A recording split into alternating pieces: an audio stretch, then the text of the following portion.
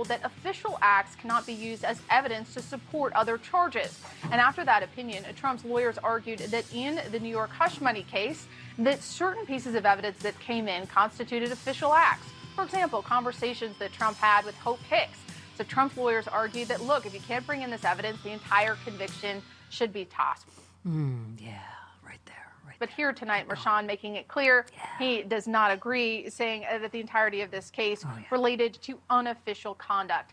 Now, my sources tell me that they will appeal this.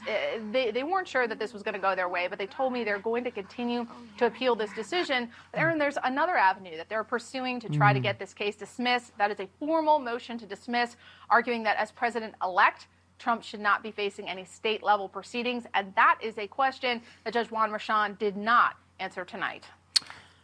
Okay. Let me just say, in this very dark period in America, don't let anyone take your joy. Let's take a moment that somebody, it's a silver lining stack this morning. All right. There's a shred of justice. Thank you, Judge Mershon, for not bending the knee, for not capitulating. You know what? Let's just have a moment. I'm wearing my Merry Erasmus shirt because he could technically still go to jail when his term is over. Happiness. Don't let them take your joy. Let's picture it. When I see you in the bin, wearing that It could happen. Orange is the new Not for 4 orange. years. I don't care. your tiny I'm going to fingers become a patient woman. beyond the button. Really? Now? It'd be like Something new I'm trying. Andy Dufresne in The Shawshank Redemption.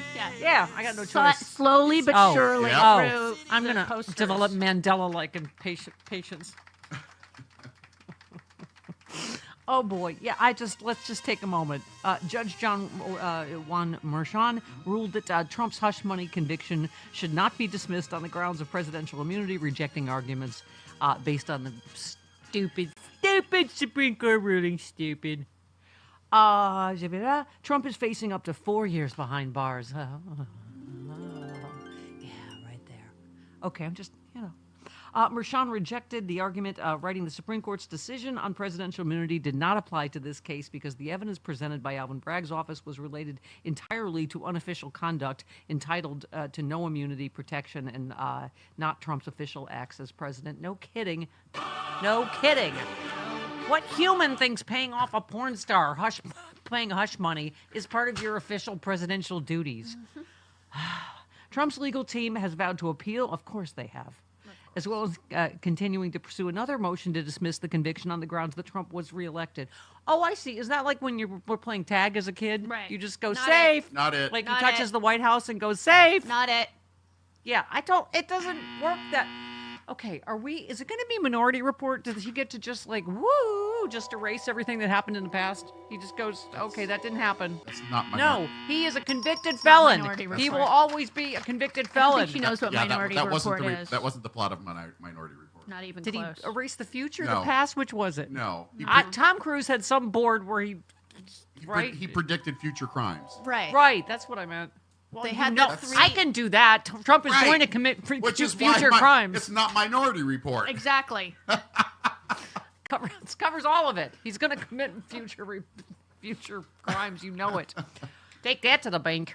Okay. Oh my God. All right. So we need to take our moments of joy where we can, because yet another school shooting. Of course, this time, I know it's going to happen everywhere, but our beloved Madison, Yes. Wisconsin, which Yeah. is where one of our original huge radio stations was, and we started The Mic. Sexy Liberal. Yeah, and.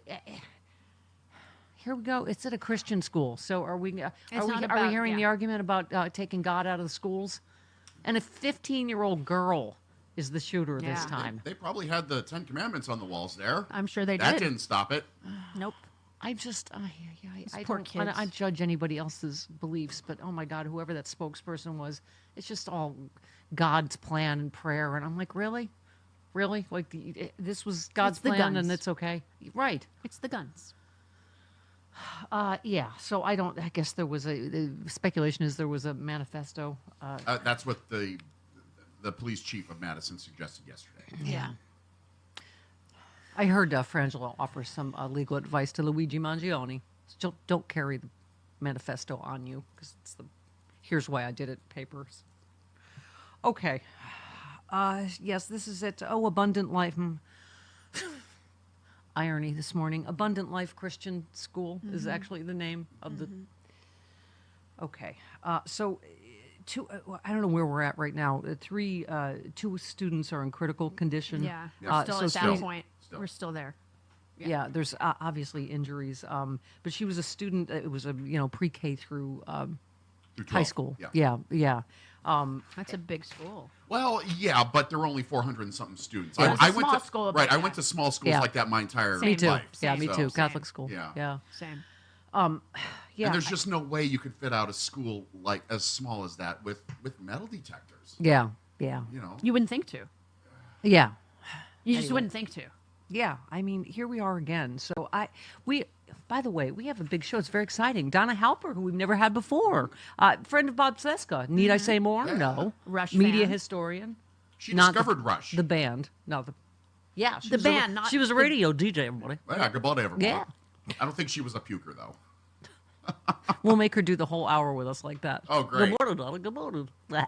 Okay, Charlie Pierce and Steve Marmel, comedian extraordinaire, Yes. in all of hour 3. Can I just say, Rachel Maddow, Donna wrote a great piece about, obviously this whole media infrastructure we've been talking about. Oh, where was this? Michelle Goldberg, great piece about the Great Capitulation. Writer warns ruthless new opposition coming as elites bow to Trump. Yeah, get out of the way, man, because we're here. The real resistance is here. So we're going to have our disappointments and our cowards and all that as there have been in every movement, throughout time. But if you are with the resistance, the Resistance Central is here again. So Right. And with as all y'all, yeah. ABC and Joe and Mika and whoever else is going to bend the knee and Tech Bros and all Right. that. Yeah. And with as many guests as we book on this program, we're going to have a couple of clunkers. Yes. It's statistically Yeah, impossible it is. to have a perfect record, Chris. Right. Exactly. We've had a couple of clunkers.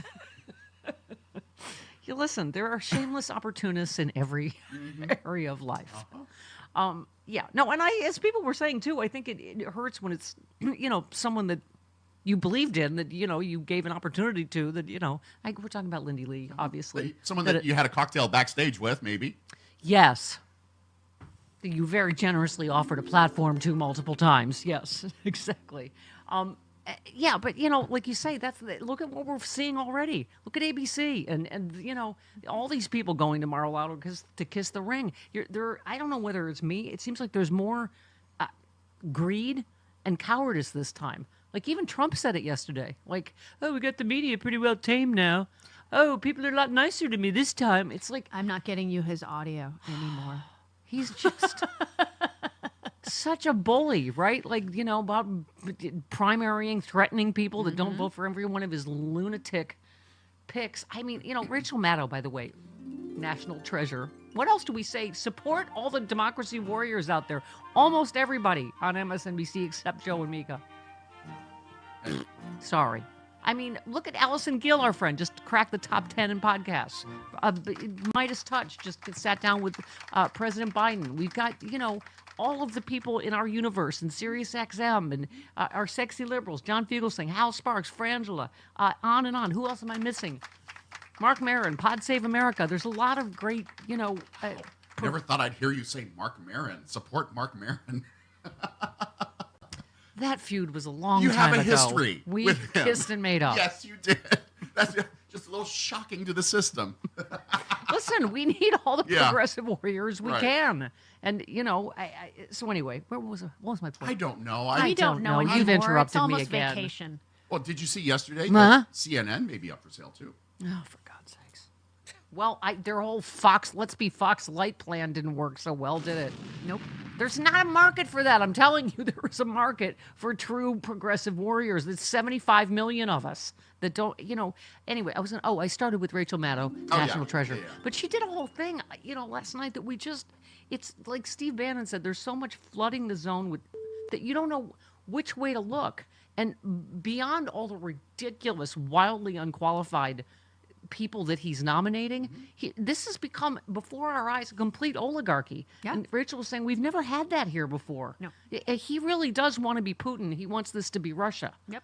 right? No dissent, no free speech, and she went down the whole list. While we're looking over here at these horrible nominees, he's Don Jr.'s ex-fiance and Eric's college roommate, and I don't even know what's his name. Oh, his crooky father-in-law, Charles Kushner. Who else? Tiffany's. How about that guy? They said he was a billionaire. He's Tiffany's father-in-law, who's a truck, like a small truck salesman. Like nobody, almost nobody he is nominated is in any way qualified to do what they're appointed for. You know, I think like Rachel was pointing out, like, I guess you don't care unless, like, you know, you have a serious problem with a loved one in Greece, and then it's Don Jr.'s ex that has no experience in foreign policy or diplomacy. Eric's roommate's what is he? Hostage negotiator? No experience in that. So if you have a loved one that, you know, in a dangerous situation, it's just, it really is, it's unbelievable what has happened, what has happened. And Something's got to be did. And something's got to be did. I know that much. His nomination of RFK Jr.'s niece? That's not happening now. Yeah, it's not happening not now. happening now. Yes, that's Well, CIA. It was CIA. I mean, this it's like is the why I'm second like- in line at CIA. but she has been in the CIA, so she has some experience. Okay. But let's just take yeah, the it's not wins where they happening. come. Right, Let's yeah. take the wins. Like, Yeah, it's you not know, happening. I just, It you wasn't know, his niece. It was something else. It was His like a daughter-in-law. daughter-in-law. Yeah. It was his daughter-in-law. thank God for Judge Merchan's ruling, just because at least we're in some normal world. This is what Mark Elias is saying in the courts. We're going to be in some normal world where you can't just do anything. For the moment, we still have a rule of law in this country. And he was exactly correct on the law. We were just afraid, like, oh, is he just going to cave? You know, like ABC or, you know, God knows. And as we said yesterday, Jody, on cue, he's already, I don't know if has he already filed lawsuits or he's already threatening all He's these other threatening them. lawsuits. I don't know if I thought he filed the one against CBS. this is insane. Iowa paper Oh, for yeah, a that. poll Yeah. for a bad poll. an outlier. Yeah, I mean, okay, but this is the problem with ABC. Now he smells blood in the water, and he's like speaking like this, like, oh, you know, they're being nicer to me now, and you know, let's keep it that way. I don't want to have to. I mean, he's I don't want to pull your license. right. Oh my God. But anyway, he's talking about suing. I don't know. I thought I saw I'm not He's sure. threatened it. I don't think he has yet.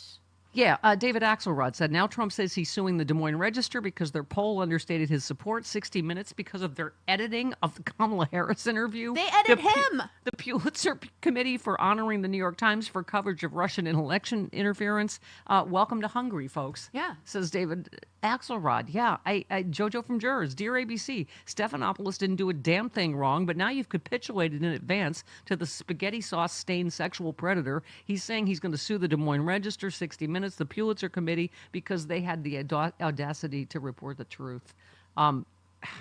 Yeah, this is what you get from, you know, capitulating. You get more weakness. You get more. It doesn't make it go better for you. It's going to make it go worse for all of us. You weaselly cowards. Yeah, maroon. Maroon. So many maroons. Ignoramus. So many rubes. All right.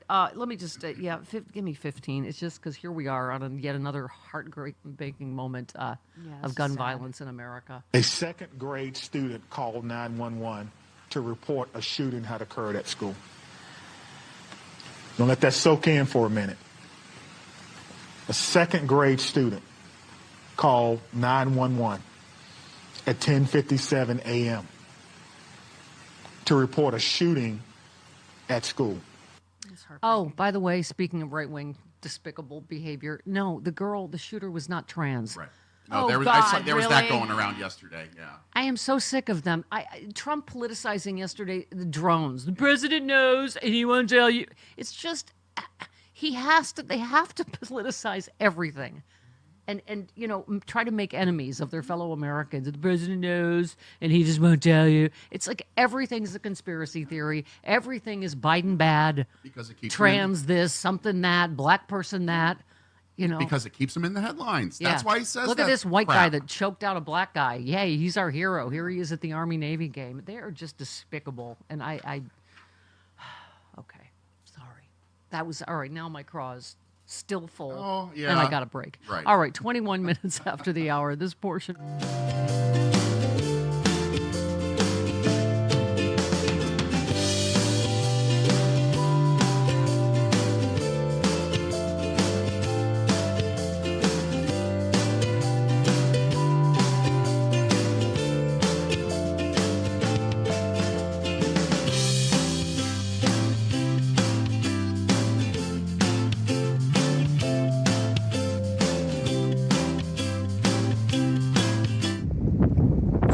people reach out, so I figured I'd jump on here and just let everybody know that was me driving President Trump's garbage truck. There's me with Vivek right there, but I gotta say it was an honor and a privilege to drive Garbage Force One. President Trump is just a normal, everyday guy. He hopped in, no problem. He looked at me, he said, give me one of these right here, and we don't have one of these, we have one of those. So I honked a couple times and he laughed. He said, how about we take this bad boy through McDonald's? And I said, sir, I don't think she'll fit in the drive-thru. He said, it's all right, I used to work there. And he turned to me and he said something, and I'm getting chills just thinking about it. He said, this is really sticking it to Joe Biden. I said, yes, sir, it is. So, Joe, consider this a message to you, because you called us garbage, and in order to prove that we aren't garbage, we got a truck that hauls garbage. Now, does that sound like something garbage would do? Would be to drive around in a truck that hauls garbage? I don't think so. You made a mistake, Joe. You can't call a group of people garbage unless it's meant to be funny. And in that case, those people need to stop being so soft. Maybe get a sense of humor. But if you call me garbage, that's offensive. And you should consider what it's like for people's feelings to hear that. You might as well call me Oscar the Grouch, because you done pissed me off, Joe. And if being a patriot is what they're calling garbage these days, then yeah, I am garbage. Because I'm going to show up to the polls wearing a garbage bag to show you what us white trash can do. And they're going to rename Election Day Garbage Day, because we're going to be taking out the trash, which is you. Even though I'll be the one wearing the garbage bag.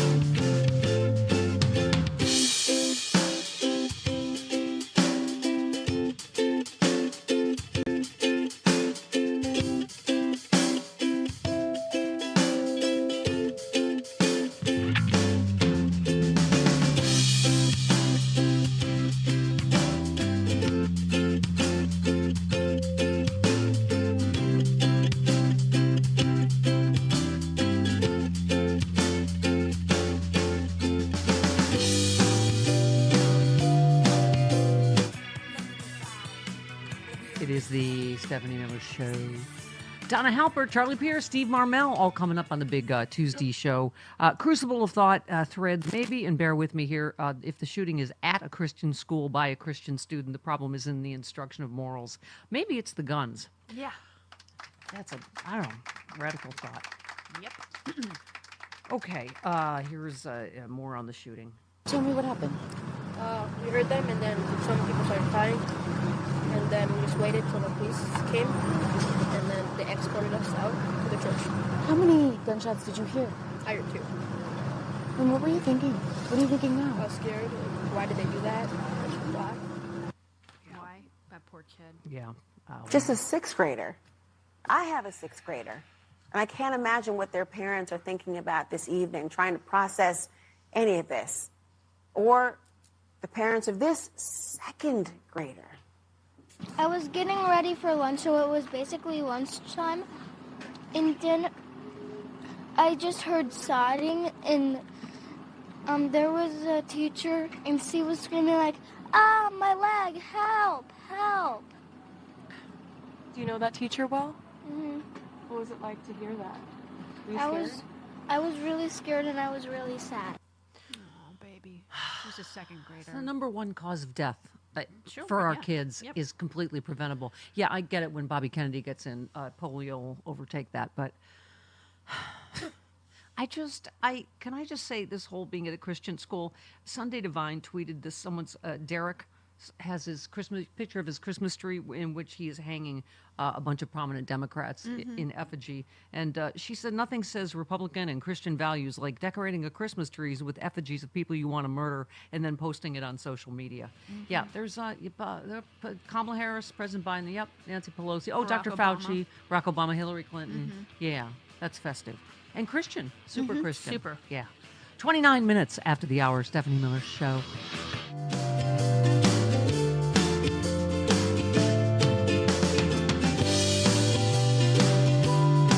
Somewhere, some member of legacy or corporate media has been telling people to be afraid of their family members who are Trumpers because they're going to turn you into the government.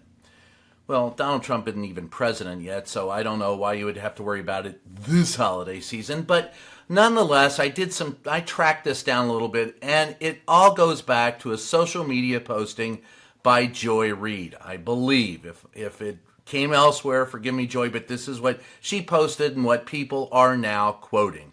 Take a look. People are rightfully alarmed. They have a reason to be alarmed. And if you would vote for that, people may not feel so confident that they're safe with you. This is not crazy. This is legitimate feelings of fear of you and a feeling that you might not be someone they could trust. If this thing goes way south, autocracies go south real fast and things get ugly and people get asked to do things and turn people in and point people out and turn on them. And if you're voting affirmatively, gleefully for this, and people may not feel so confident in you anymore. That's real, and you kind of have to live with it. So if you think that you can vote for what people see as their destruction and then demand that they still are cool with you and kiki with you and have Thanksgiving with you, I think you're kind of missing the point of what people are upset about. They're afraid. And autocracy and fascism are things that are legitimate to be afraid of. So you want to step back. Okay, autocracy I understand. Fear I understand. But stepping back from your own family members, man, and my family, especially around holiday season, when we all get together, the insults fly fast and furious, and so does the alcohol. Seriously, if part of this was taken out of context, part of it is fear-mongering, and part of it is Joy being very cautious. Look, this is not the way you're going to deal with this problem, and the press is not reporting it very well. To deal with this problem, folks, we've got to talk to each other more, not less. And that's a problem the media has.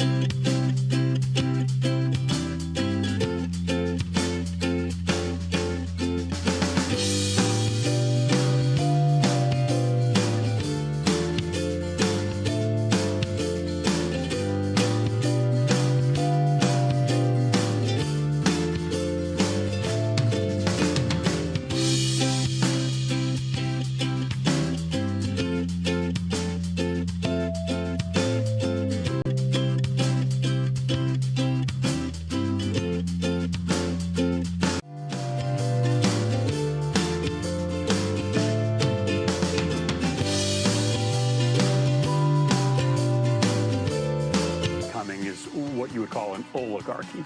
That's a term you probably forgot from high school, but what it means is that a handful of really rich people run the government, and they steal from ordinary people using their access to government in order to make themselves and their families even richer. That is likely what we are heading for in the United States of America. I don't think it's a coincidence that Trump's cabinet is filled with billionaires. There's more wealth on that cabinet than 169 different nations. Oh, God. Did you see Elon Musk's tweet about there's graveyards full of my enemies and blah, blah, blah? Someone's like, oh, calm down, Louise. Settle down. They're just such, bullies. Like, I can't even, just anyone that comes for me is blah, blah, blah. Blow it out your ass, Elon. Okay, more Chris Murphy. After Trump left office, his son-in-law, Jared Kushner, went and did a massive deal with Saudi Arabia, in which Saudi Arabia promised billions of dollars to invest in Kushner and his properties that the Trump family benefits from. There is no doubt that this administration's policy towards the Middle East is going to be compromised by the fact that they are making money off of the very people that they're sitting across the table from and supposedly having a conversation about the interests of the United States. Oligarchy. Yeah, I had to look it up again. I was like, oh, that's what this is. Okay. I mean, it's just extraordinary that we have allowed for the normalization of Trump's financial empire to be woven into the statecraft of this country. All that matters is how much money he makes, how much money his family makes, and it comes at a cost to the rest of us. We'll see really bad policy made in the Middle East because he's got unqualified people there. But more so, he's going to put his wealth and his family's wealth first, the national security of the country second. Yeah, yeah. I mean, that is the key. And we were saying there's so much that any one of these appointments would have been a scandal in any other normal administration or time. These are all cronies, relatives of friends of relatives, completely unqualified. We were just saying, and the fact that he is a cheap con man, grifter, fraud means that's what he attracts. And by the way, Steve Bannon's fraud trial for grifting MAGA supporters, remember, for Build the Wall starts. When is it? February? Next month or February? February, I think. Yeah. So many trials, so little time. We mentioned this guy. New York Times exposes Trump's quote-unquote billionaire advisor as just an obscure truck salesman. This is Tiffany's father-in-law? Father-in-law, I think, yeah. Okay, so he got a key role in Middle East advisory policy. The hire may be even odder than it first appears because Boulos has long been rumored to be a fabulously wealthy financier, possibly a billionaire, who Trump lauded as a highly respected leader in the business world with extensive experience on the international scene. No. The new report claims he's actually just a low-level truck salesman. He has spent the past 2 decades selling trucks in Nigeria for a company his father-in-law controls. Wow, how many layers of nepotism is that in the nepotism lasagna? So wait, he only got the job selling the trucks because of his other father-in-law? Yep. And then, okay, got it. In Nigeria for a company his father-in-law controls. Last year they made a profit of less than $66,000. So, it's that kind of billionaire that sells trucks, and the entire company only makes. Right. Okay. Just wondering who that particular grifter is. Okay.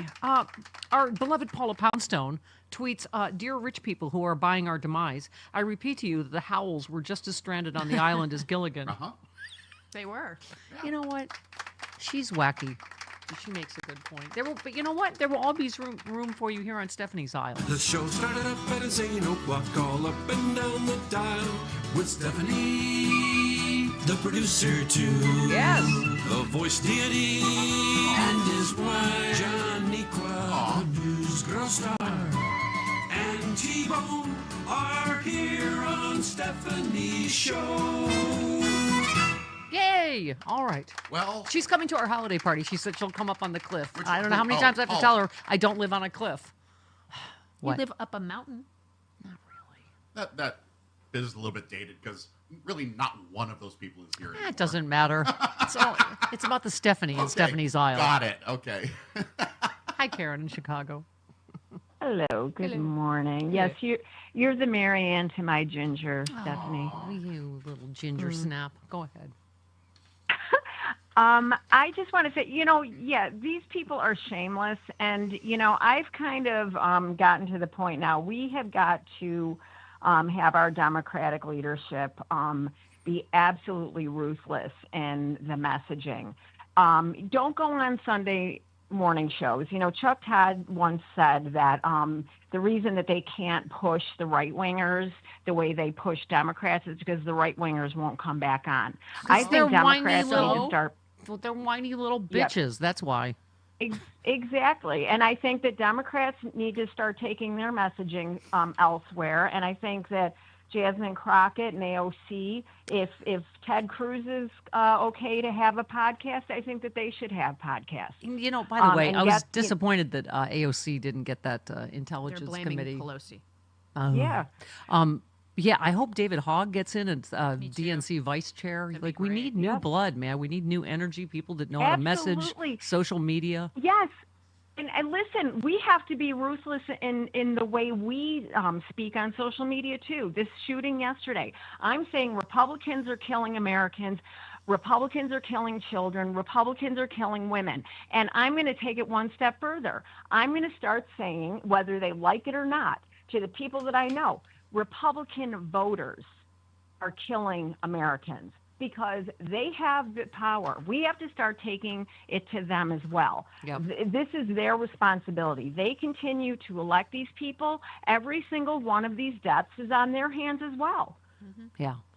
Yep, absolutely. I have to say, sorry. What did I do? What did I do? have no idea. Sorry, I don't know how to work the thing all of a sudden. It's a little mouse thingy. You just click it. Oh, okay. Yeah, New Republic has a headline, and I don't know if they just reprinted our friend Michael Tomasky's piece, but just so important. What we're going to talk to Donna Halper about, media historian, coming up about, capitulation, etc. The New Republic headline, why does no one understand the real reason Trump won? It wasn't the economy, it wasn't inflation or anything else. It was how people perceive those things, which points to one overpowering answer. You know what? I think I'm going to start carrying the Heart of the Ocean on the show every morning just to point out to people how critical it is, because I'm that old. I'm about to drop it and die. You can afford the Heart of and the so Ocean? You need to listen. I am the mothership of progressive, media in this country. I'm just going to say it like how, I'm 1,000 years old. Let's get going. Get all these youngins supported. You were in your 40s. Yeah, point of order. Nobody in progressive media can afford the Heart of the Ocean. Right. Point. That's my point. It'll be a fake one. Which will also be too expensive for the show. Right. Can I just say that's why I keep saying laughter is more important than we keep saying being entertaining. We have so many smart, funny, entertaining. We're the court jester. Liberals. And that's how we get our messaging out. How many times do I have to say it? Don't let them take your joy. Don't let them take your laughter. I knew this the minute I saw it, a clip of Ketanji Brown Jackson great. It was performing fantastic. She was fantastic. on Broadway, that I knew the right wing was going to lose Absolutely. and be like, even though Scalia, RBG, they did opera, they, did performances in operas and things before, but I thought she was so joyful and obviously having such a good time and so happy, and I thought, leave it to the right wing on this. Yeah. And I'm like, thank you, Justice Ketanji Brown Jackson. Don't let them take your joy. That was fantastic. Republicans have launched a full-blown attack on Supreme Court Justice Ketanji Brown Jackson for appearing on Broadway. Meanwhile, their favorite justice gets bought off by billionaires every day. Stand with Justice. The Republican Party knows nothing about joy. No. Why are they so mad still? I know, they won. God. What are they pissed about? So, Michelle Goldberg, the latest to write this, we'll talk to Donna Halper as I was saying more about this, but she called it exactly what it is, the Great Capitulation. And let us know if you're with us. If you're not capitulating, I'm like resistance music. Yes. All right. You're not bending the knee. You're not kissing the ring. Vive la résistance 2.0. The kowtowing of multiple liberal elites who formerly opposed Trump has the New York Times writer shocked, but she warned their submission would only make way for a much stronger opposition. Ha ha! Here! That's true, Michelle! Oh! It's true. Get out of the way, you cowards. We'll do this, right? You know, it's in every movement, you know, that you had your Neville Chamberlains or whatever. You had your, you know, good Germans that went along. We are not going to be those people. Ha ha! Escargot! Michelle Goldberg named several people and organizations. Good, let's name names. Said we're guilty of the great capitulation to Trump. The tech billionaires, ABC News. She talked about Democrats who pledged to work on the new cost-cutting department.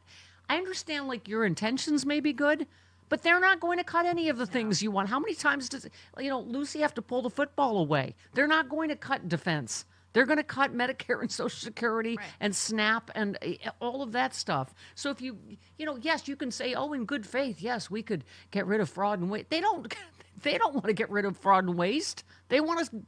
Okay. Where am I? Okay, blah, blah, blah.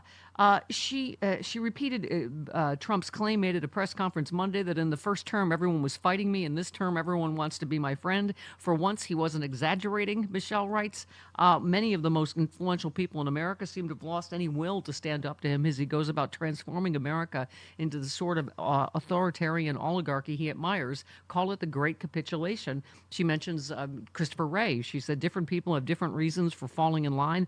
Some may simply lack the stomach for a fight or feel not unreasonably that it's futile. Our tech overlords, however liberal they once appeared, seem to welcome the new order. Many hated wokeness, resented the demands of newly uppity employees.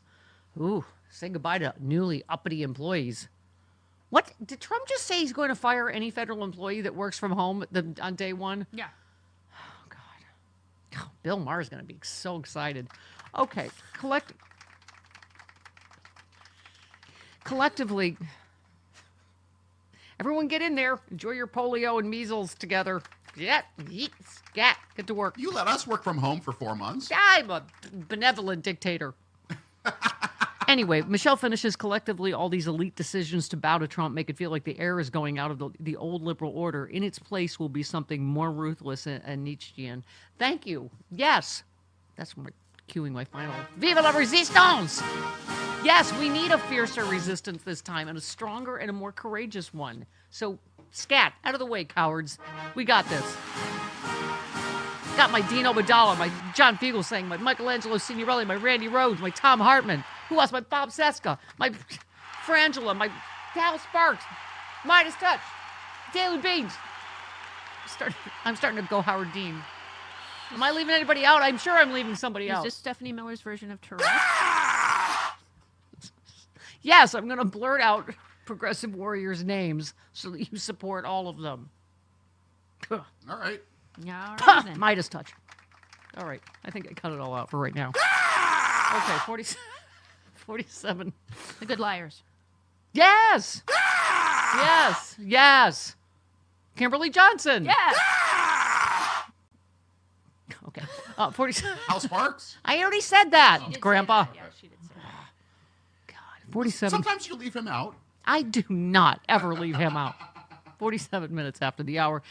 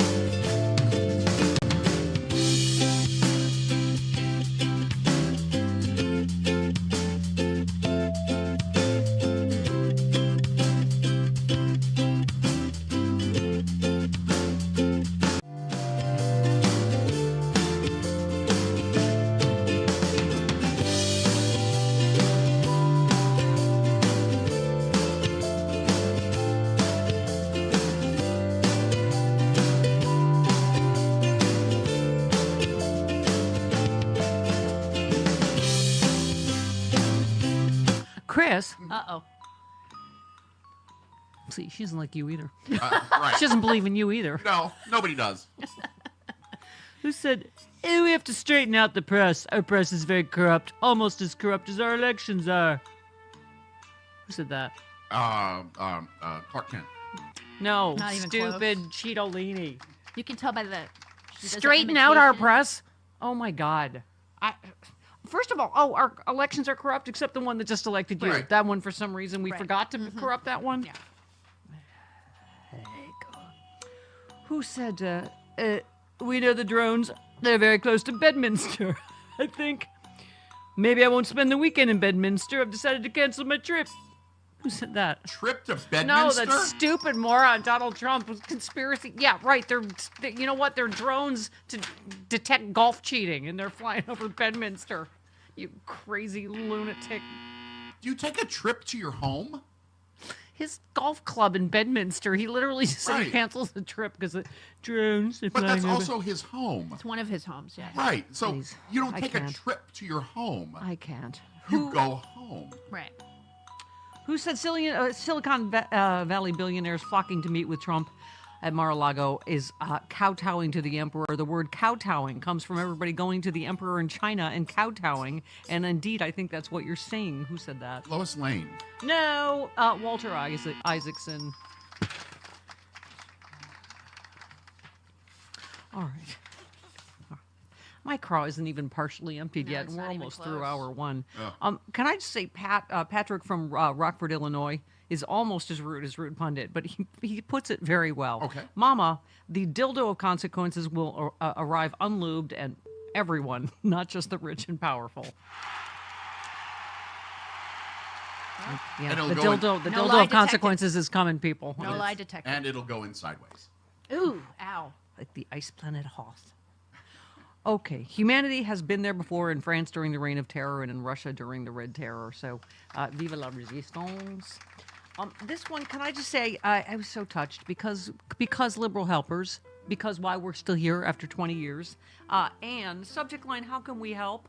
How cute is this? And in New York. Steph, I introduced myself to you this summer at New York Sexy Liberal meet and greet as the person who bought your new box back in 2021. Yes! If I could count how many ladies have used that pickup line on We the end. appreciate her. I know, right? Wow. I've been thinking a lot about how the Steph Head community can collectively support you so that you and your team have all the resources you need to get all of us through the next 4 years and beyond. Like many of your listeners, I'm a top-level Patreon supporter. I attend at least one Sexy Liberal show each tour and still buy the pay-per-view. I support as many of your sponsors as I can. I'm waiting for my heat holders gloves. Ooh, good one. Good choice. Blah, blah, blah, blah. And I buy your merchandise online. It's so upsetting for me to hear you guys struggling with your outdated and aging equipment when you're providing such an essential program to all of us. I'm sure I'm not alone when I say I want to help more. Aw, there doesn't seem to be a way to make a one-time gift to Patreon. Given it's the holiday season, maybe you can share with your audience how we can send a gift to all of you, whether an additional Patreon donation, GoFundMe, or some other vehicle so that you have what you need in the studio and maybe even a little extra. Sending lots of love to you, Chris and Jody. I hope you'll have a great holiday. Thanks for all you do, Anne in New York. That is so kind and so sweet. And you can, Chris, if you go to StephanieMiller.com, because I did check this out after Anne. Right, yes. Support the show. If you go to support the show, you can make a one-time donation. And trust me, we appreciate everything everybody does to try to, because we know, as we keep saying, we try to support and spin off a lot of amazing progressive personalities. It's just not just us. We're a whole universe that I believe so deeply in during this coming, what is this thing we're Apocalypse? in, Jody? Yes, apocalypse, rapture, something. Okay, we need a little hope is what we need. Seth, the homo of hope, is here to oblige. Hello, homos and nomos on the showmo. Yes. So first let me say I have to empty my craw, but first, before I do that, I did watch Role Models yesterday, and while that soundbite would have fit, it's not there. Can I just So say sorry, people. how many liberal helpers watched that entire movie yesterday just Right. for us to see if the bitch please take the Yes. line of And BS it was- is in there, and it was not. And I appreciate the time you all spent. And people said it was an okay movie. So, It was okay. you know, It got it's better Paul towards Rudd. the end. Okay. It got towards the end. But anyway, let me get to what's in my craw. Going back to that assassination attempt, the media. Did the media, where was the media? Was there ever a medical report? No. No. If that was Kamala, they would have been all over, where's the hospital, where's the doctor? When that Kotex came off his ear, was there even a mark on his ear? No. No. Where was the media? Did they ever ask a question about that? I feel like that was like the foreshadowing of what's happening. Yeah, absolutely. Well, same as the media coverage of everything. 58 minutes after the hour, Donna Halper next.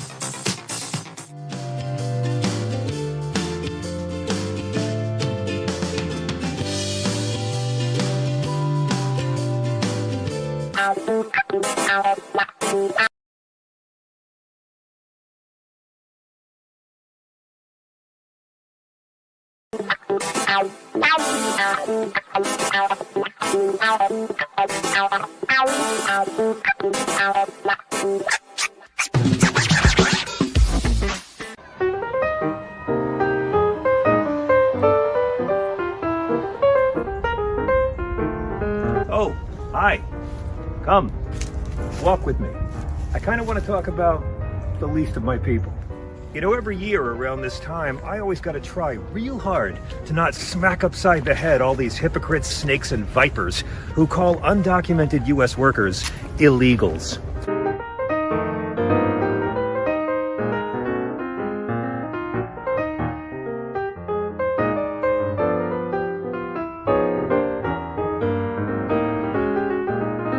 I don't like getting angry, but this shit makes me want to flip a table. Illegals is a racist, dehumanizing, otherizing term. It's designed to make other people appear less than human, so you won't feel bad when you treat them inhumanely.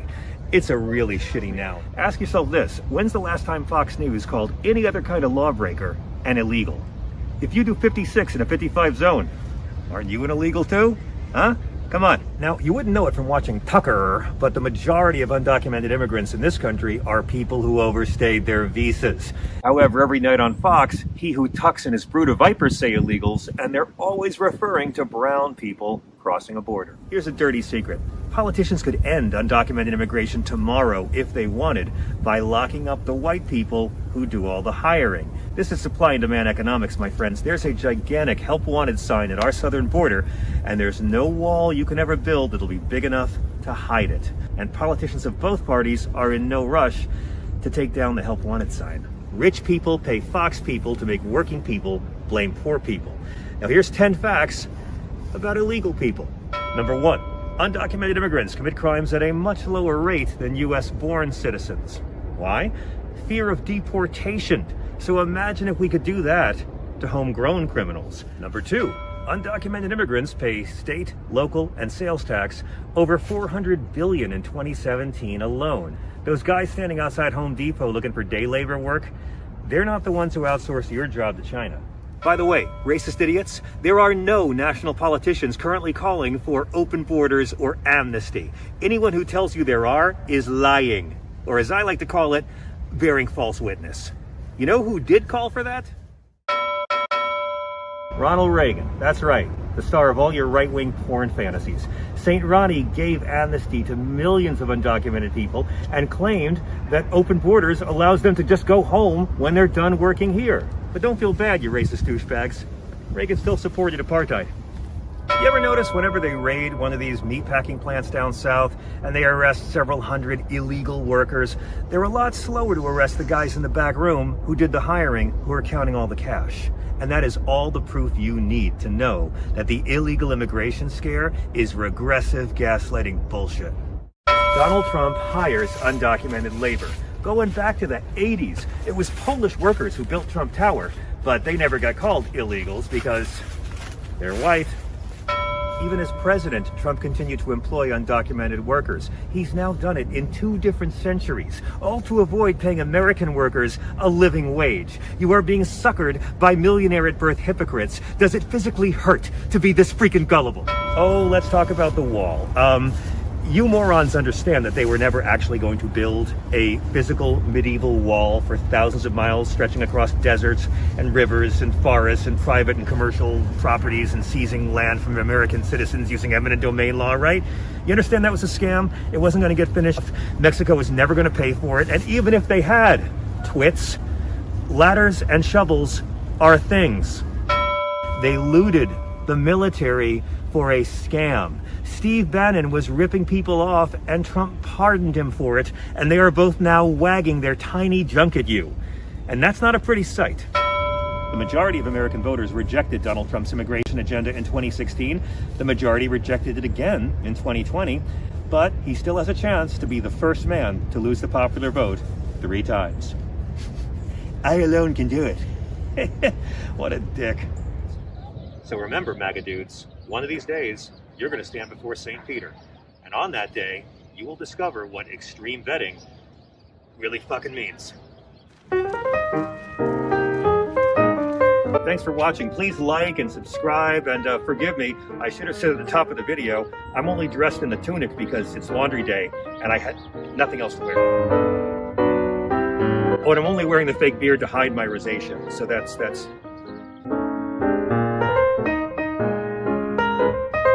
Oh, you thought I was trying to look like him? Dude, I look nothing like him. I'm white.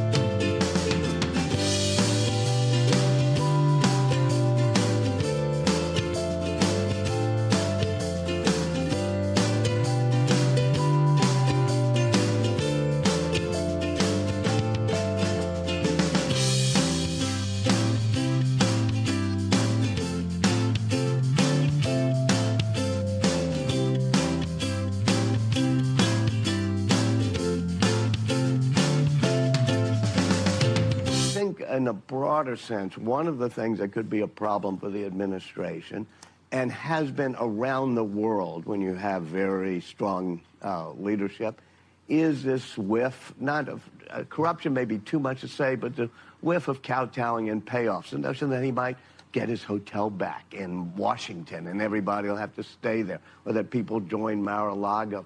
I think that could turn people off a lot, but I think you're seeing that these companies, Tim Cook is down there showing them the new foldable phone. That's understandable, but it's clearly a lot of kowtowing going on. Yeah. Welcome to the non-kowtowing version of the resistance. I did not know that's where the word kowtow came from. I did not either. That's an interesting, fascistic fun fact. Well, this is the non-ring kissing, the non-knee bending portion of the resistance. This is the voice of the resistance. Oh, look, someone has that cover with me on it, calling me the voice of the reason. Why? Oh, look, it's the magical Donna Halper, media historian, who just happened to have the cover magazine. Donna, I'm so excited to have you on. I've heard you on Bob Cesca. And I swear you had DM'd me, and I said, oh, my God, let's get you on the show. And then you said all these very nice things about me on Bob Cesca's interview show this week. And I'm like, I swear I invited you before you said nice things. I'm sure that's how it happened. Yeah, exactly. But you are so perfect for this moment. I loved your interview with Bob. Just, as a media historian, my favorite question, I don't know if you remember Bob asked you, he said, is the pendulum going to swing back? Do we have a pendulum anymore? Is the pendulum broken? It's for sale. They're like selling it to people at Mar-a-Lago. So, can we get our pendulum back? I mean, we've talked obviously about, you've written extensively about just this, to me, the number one reason for this election, the disinformation, and how much, bigger the right-wing megaphone is, which you talk about a lot as a media historian. But and as a broadcaster, I spent 4 decades in the industry, and I saw this coming, and I begged people to do something about it.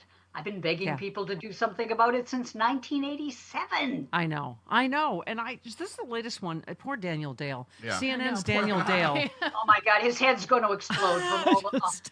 I'm surprised he's not just blood spatter at this point. But just yesterday, Jody said, we're not playing any of his sound anymore. No. And Daniel Dale, it's all lies, Donna. It was all lies during the election. It's all lies now. So, of course, CNN felt like they had to go through it one by one. It's just all completely egregious lies. Well, what really irritated me was he gives this press conference yesterday, and he holds forth with he was playing his greatest hits, okay? It was the same thing you always heard.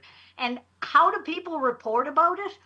But at least he gave a press conference, which Biden never did. Oh, God. That's really the number one headline, that he gave a press conference, thank you, sir, for giving a press conference. Yeah.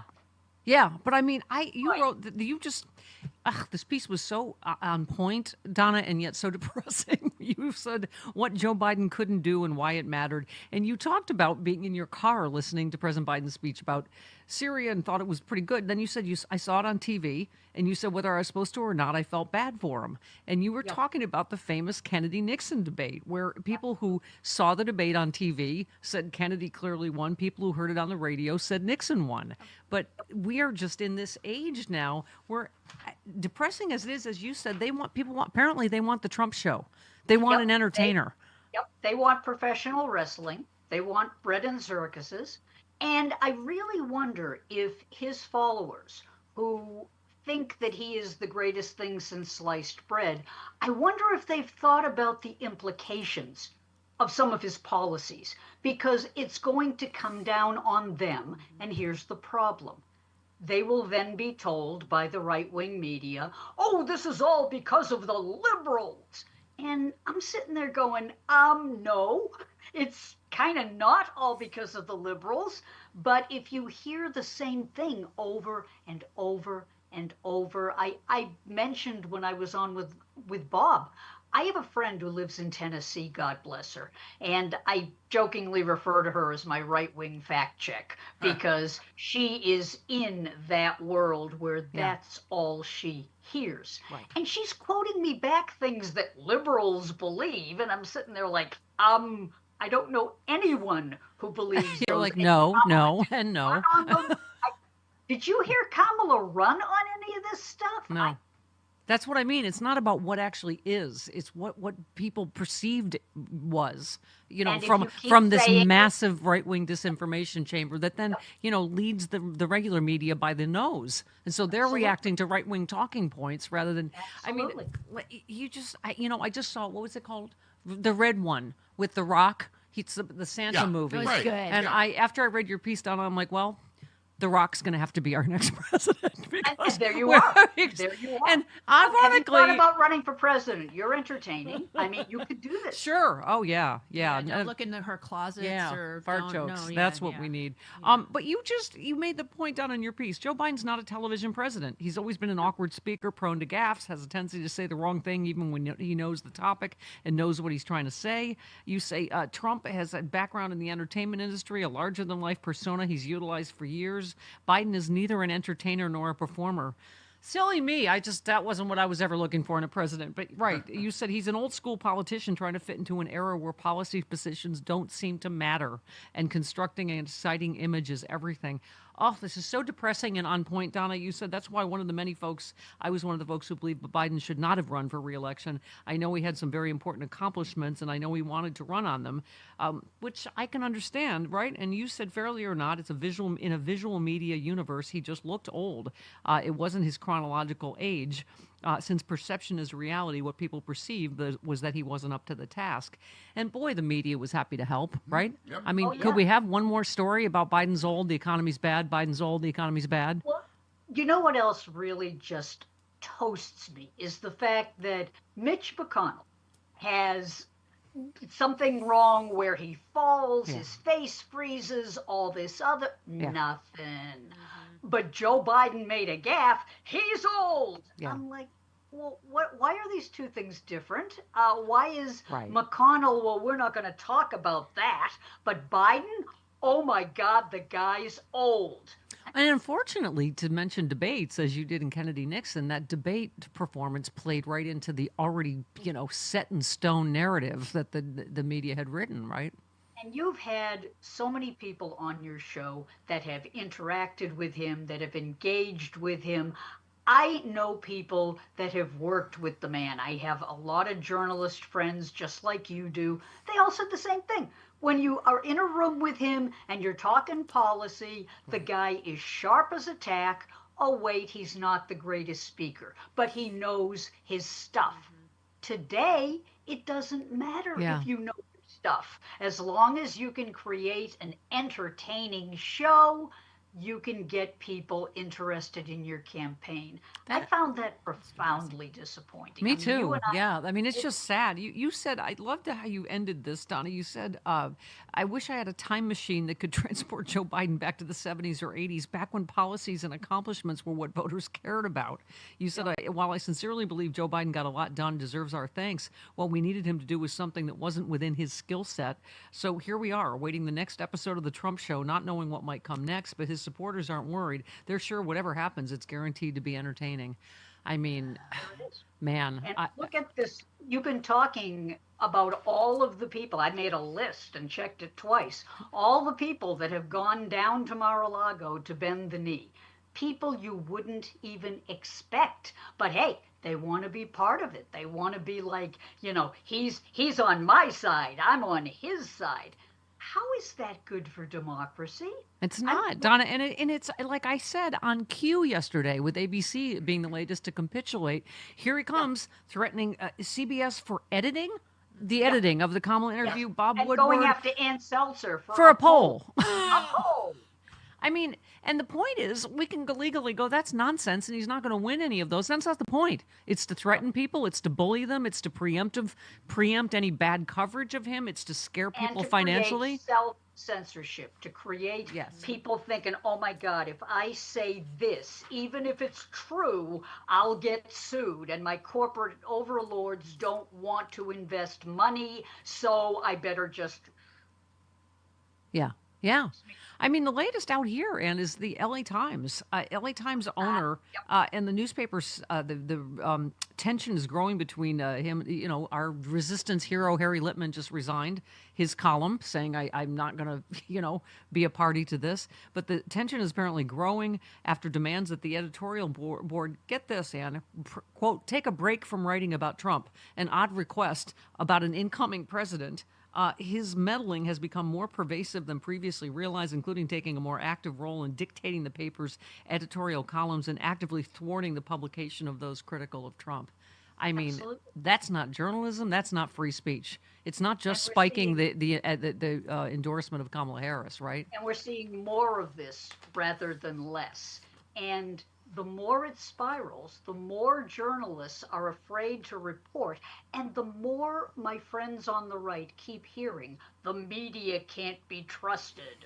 What they're really saying is any media that is critical of dear leader can't be trusted because everyone should be enthused. And that's why I swear it's the worst business move ever for Joe and Mika on the only liberal channel to go bend the knee to Trump and to not see the blowback and that they were going to lose half their audience.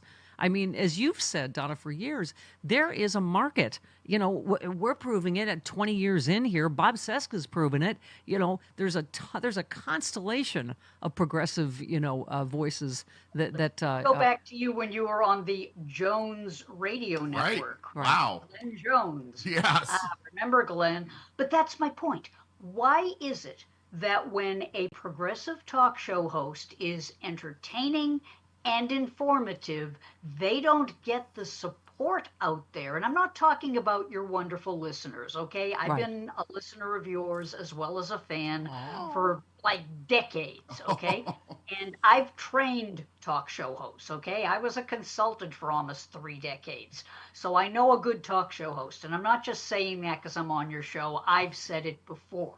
But my point is, when you get out and do the things you do, why isn't there more support for infrastructure to bring more of you or more people who are doing what you do? Right. Unfortunately, And there are, right, that's what I was saying, and all of the people that were radio professionals that started at this, like, Randy Rhodes and Thom Hartmann and et cetera, are still doing it successfully, as are we. So, yeah. And yet now 95% of talk radio is conservative. You can't tell me that that's because that's what the people want. And yet, that's what they're getting relentlessly. And if you get something over and over, you start thinking it's the norm. Yeah.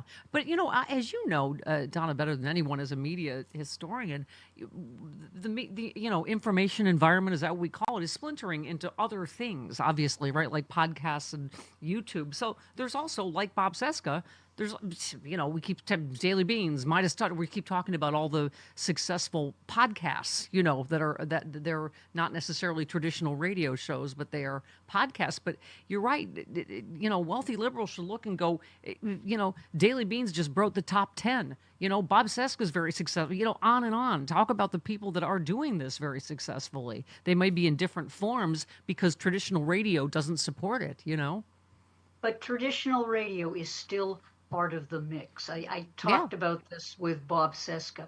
If you are a radio person, you don't necessarily dominate the way radio did years ago, but that doesn't mean you don't have any listeners. You have listeners, and that form of media is still in the mix. Oh, Donna, 6 million, who's counting? Anyway. 6. But we have had to splinter into a million different pieces. To stay alive. Exactly. Yeah. Did you start as a radio DJ like I did? Did I hear that? I certainly did. What kind of DJ? You were on in Rochester, were you not? Yeah, WCMF, Sister Sleeves, Brother Wee's Morning Circus, everybody. And I was the first woman in the history of Northeastern University to ever be on the radio. Wow. And I was inducted into the Mass Broadcasters Hall of Fame last year. Wow. Congratulations. Congratulations. Oh, I have a That's a Buffalo Broadcasters Hall of Fame. Yeah. A Do you have a bubba? But yeah, I started in college radio, and then I went over to eventually to WMMS in Cleveland, where I discovered a little Canadian rock band. That's WMMS rock and roll. is I've done legendary. rock and roll and top 40. What'd you do?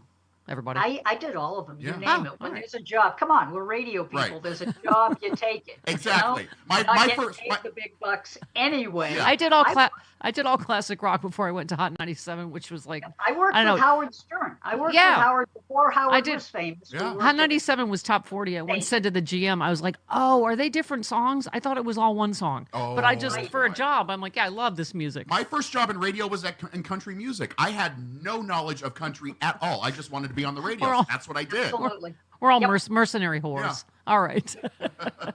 Donna, come back again anytime. Yes. I know. Thank you for having me. It's been overdue. So That's thank right. you so much, and keep fighting that good fight. There she goes. Yay, thank All you, right. Donna. She's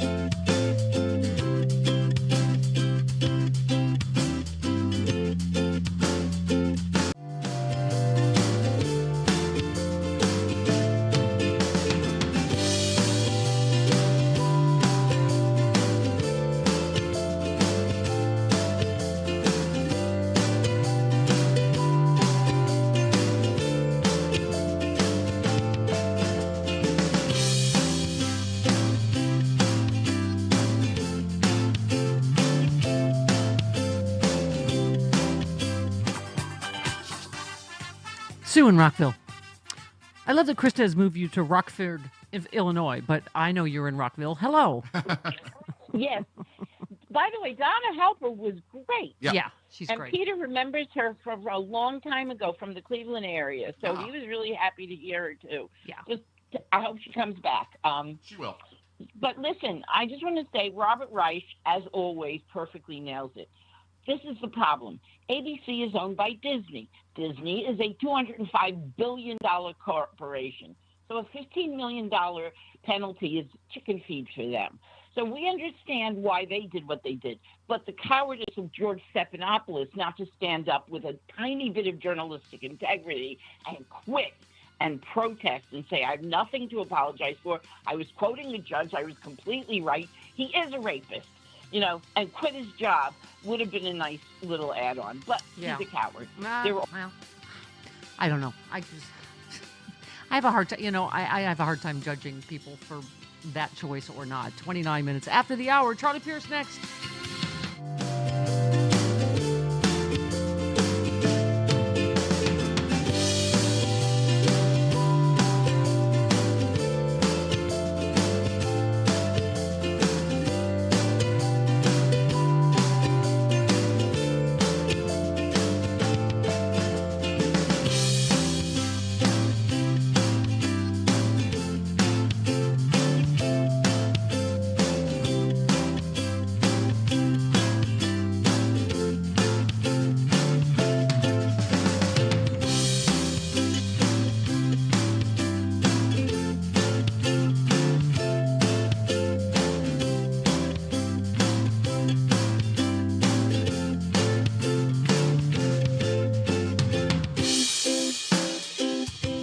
Scott Jennings was telling us the biggest scandal in the United States was, wait for it,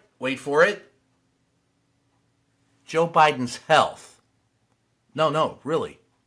Watch. This is the biggest scandal in America, and the level and volume of people who dedicated themselves to lying to everyone at home about this man's condition for 4 straight years up through this summer is breathtaking. It's a scandal of epic proportions, and it's a fair question to ask. Who is running the country? Who has been running the country? And as I said earlier, if you're worried about Donald Trump's advisors having influence, for the last 4 years, apparently this president, duly elected, but this president was not capable of fulfilling the duties of the office. And his staff and the White House lied about it and kept it from the American people. It's an absolute scandal. The biggest scandal? Come on, that's not even close. Who's running the country, Scott? Well, right now it looks like Donald Trump is. He's not even in office, and that has nothing to do with Joe Biden's health. Not a thing. But who is running the country right now? Actually, it's Joe Biden. You want to know why I know it isn't Donald Trump? Because we spent 4 years listening to Donald Trump tell us it was infrastructure week at the White House and he was going to get it done, and he never did. Biden got that $1 trillion infrastructure deal passed. That's why I know Biden's in charge.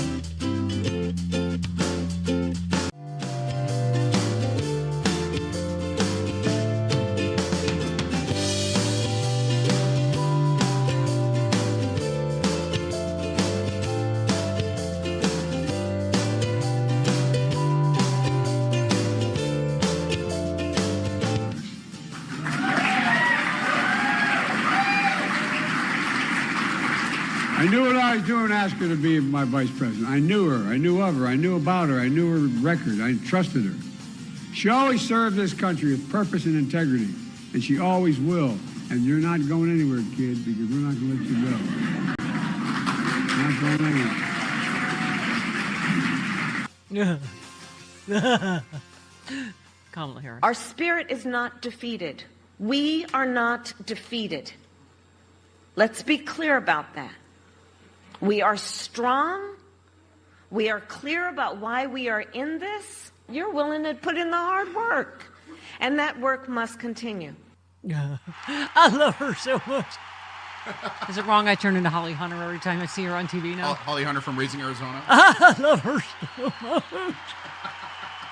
Get the huggies. And then when Joe Biden calls her kid. Well, comparatively. Well. Oh, we effed up so badly. Okay, let's talk to our friend. There's only one man now that understands, and that's the author of Idiot America. Pierce. Pierce. Charlie Pierce, political columnist for Esquire.com. Why's everybody always laughing with Why?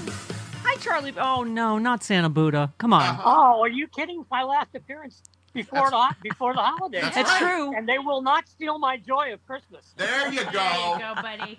Not going to steal your joy or Ketanji Brown Jackson. Screw you No, people. what is that all about?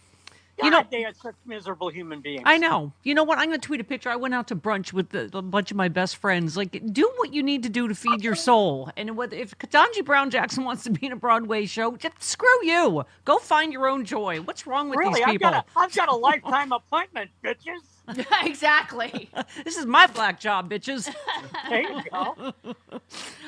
So Charlie, speaking of the Supreme Court, you wrote a piece. Looks like there's one thing the Supreme Court won't do for Donald Trump, and you talked about them slapping down this gag order thing. You said President-elect has tried to lift the gag order imposed by Judge Merchan in regard to his 34-count felony fraud conviction. He's also trying to get the conviction itself overturned. He's had his allies pestering the Supreme Court, which now seems to be telling him to shut the hell up on this question anyway. So we had good news yesterday, and Judge Merchan refused to dismiss the case. I don't know what your bet is, once that goes to the Supreme Court. Obviously, he's going to appeal it. Plus, Yeah. he's got about 11 million other causes of action, aimed at overturning this conviction. Yeah, but at But least I yesterday think- was a good day. I think the funniest one, to be honest with you, is I won the election, therefore I'm innocent. Yes, that's what I said. It's like when we played tag, like, oh, safe, I'm at home base. Not it. Yeah. Yeah, I mean, we'll see what happens when it goes up to the Supreme Court, but, I'll take every victory I can get. I loved your line that you said the Supreme Court has better things to do, like rolling back the 20th century. That's true. They've got a big job ahead of them. They can't be pestered by this stuff. Yeah, this is small ball. Also, my favorite part of your piece, you said they finally found a job for J.D. Vance. He will be the escort for a guy who just walked for killing a homeless man with a chokehold because the man was yelling too loudly in the subway. Yeah, that's the only job I've seen J.D. Vance do in the last however long. Yeah, I mean, if you look at the roster of people that were in the president's luxury suite at the Army Navy game, there was this guy Kelly, who the guy who got off. Yeah. Vance, Dave Portnoy from Barstool. Yeah. And the president-elect. Yeah. Yeah. I mean, you said so Penny now joins Kyle Rittenhouse on the roster of acquitted Republican celebrity killers. I mean, it's just, I don't even, I'm running out of words how to, the people that they celebrate on their side. It's just, and the fact that, I'm sorry, you can't ignore that this was a black homeless guy who, every bystander said, stop, you're killing him. He didn't even touch anybody. No, he yelled. He made people feel uncomfortable. Right. Which apparently is now a death penalty offense. Yeah, exactly. Charlie, you asked us, you had the audacity to ask us, did we watch the Trump press conference? No. To which Jody and I said, we watch clips. It was all we could I read take. clips. I don't watch them. But I mean, we were saying, obviously we've just seen ABC capitulate. God bless Daniel Dale is still trying to fact check, but I keep saying this, Charlie. How do you fact check just a solid wall of lies? He tried yesterday. You do it the way Daniel Dale was, which was opening up your segment by saying everything he said was a lie. Yes, right. He said, including a dangerous rant that wasn't really a claim. He said there was a lengthy chunk about autism and vaccines, that it was dangerous. The one reporter said, do you think schools should mandate vaccines? Trump said, I don't like mandates. I'm not a big mandate person.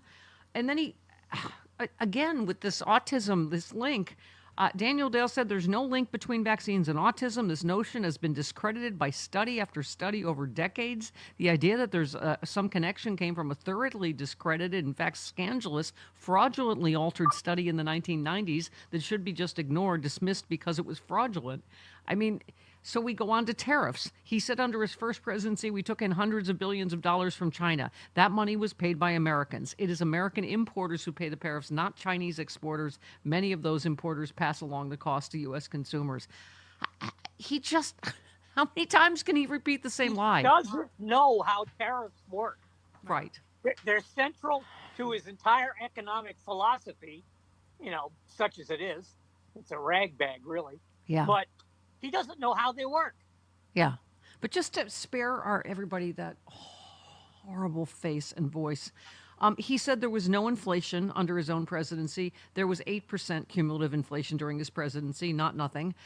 He said Europe has lower mortality than U.S. mortality because they don't use pesticides. Europe uses hundreds of thousands of tons of pesticides every year. That's a new one. Somebody told him that in the last 10 days. Probably Robert Kennedy. And it's stuck in the slushy part of his brain. Right. He said there were no wars, period, in the world during his presidency. That is simply not true. Daniel Dale writes, it's a rewriting of history. There were active armed conflicts in about 50 states in 2020. This idea that the world was at peace, left by Donald Trump, is simply not true. I don't. But I think you mentioned this earlier, and I think that the real takeaway from that press conference was that he's now, patting the media on the head and telling them what good little children they are. Yeah. That almost made me sick. That should make any real journalist like you sick. I knew it would. Just him going, I think we've tamed them a little bit. Like, they're a lot nicer. Everyone wants to be my friend now. He is suing the Des Moines Register over an outlier poll. Mm-hmm. Yeah. Right now. Yeah. And the Des Moines Register is going to have to spend, God alone knows how much money, defending themselves against this. What was that line I read, Jody? What did he say yesterday? It was not just we've tamed them. He said some other thing like that. The media's got to be... Yeah, put down or something. Yeah, like corrected. Yeah, something like that. Well, it must be corrected. The media is almost as corrupt as our elections are. Yes, right. That's it. I'll find it in my dumpster. Yes. God, his rage and his desire for revenge are like that fire pit in Turkmenistan that's been burning since 1979.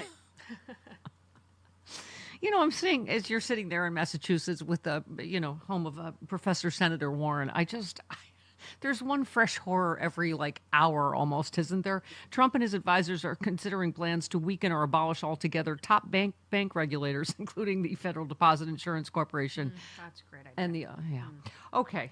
The new Elon Musk Doge. Mm-hmm. Has asked nominees under consideration to head the FDIC and OCC if the bank watchdogs could be eliminated and have their functions absorbed by the Treasury Department, which is set to be run by, wait for it, a billionaire hedge fund manager and crypto enthusiast. I mean, this is not just a kleptocracy, it's an oligarchy. I don't know if you watched Rachel last night, but it's just, we covered the whole, they're going to get rid of crash reporting because all of the cars that crash are Teslas. So they're just going to get rid of that,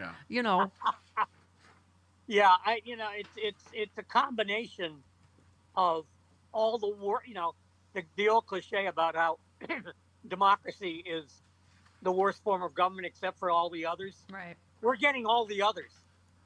Right. We're getting oligarchy, kakistocracy, kleptocracy, authoritarianism, fascism. Yeah. Okay. And I understand that people into don't. The bhopal of government. Yeah. And I guess they don't really care about the whole, CNN busts Trump's for hiring record number of immigrants while campaigning on deportation. I guess the cult doesn't care about his hypocrisy. In 2024, the Trump Organization businesses were approved to hire 209 foreign guest workers. That's nearly double from the number a decade ago. It's the highest number for Trump businesses we have for any year on record. Elon Musk has also made use of employing foreign workers. I mean, of course it's going to be not for thee, not for me, right? Yeah, I mean, Elon Musk is just using that as a bridge to the eventual slave labor. Yeah. I mean, he's got that little bit of South Africa still working in it. Yeah, right. Yes. He's got the apartheid gene. He's also got his mom going out and speaking for him, like doing his talking for him a lot lately. With J.D. Vance's mommy, too? Or Yeah. Or no, And Pete Hegseth, I'm sorry. Pete Hegseth's mommy, yeah. No, Vance's mother wants a statue put up in his hometown. Yep. Yeah. So He hasn't done anything yet. No, he escorted an acquitted murderer to a football game. Mm-hmm. That's about it. Yeah. Can I just say, because you're a Supreme Court watcher and a girl watcher, as you know, but some of these Watching cases, girls go by. Yeah. My. Yes. I'm a girl watcher. Just there's one more chilling case than the next. For all the people that told us to calm down, they're never going to overturn Roe v. Wade because they have to fundraise on it. This is in an abortion suit. Far-right attorney general this is in Texas, of course, last week sued a New York doctor for prescribing abortion pills to a woman in Dallas. Lisa Rubin said what's so chilling about Ken Paxton's lawsuit against a New York OBGYN is how it likely came to be through a patient's boyfriend with an apparent your body, my choice vendetta. So, Well, I mean, what's really chilling is that Ken Paxton has any effect on national policy whatsoever. Yeah. Yeah. But I mean, Texas is the largest petri dish of bad ideas that we have. Yeah.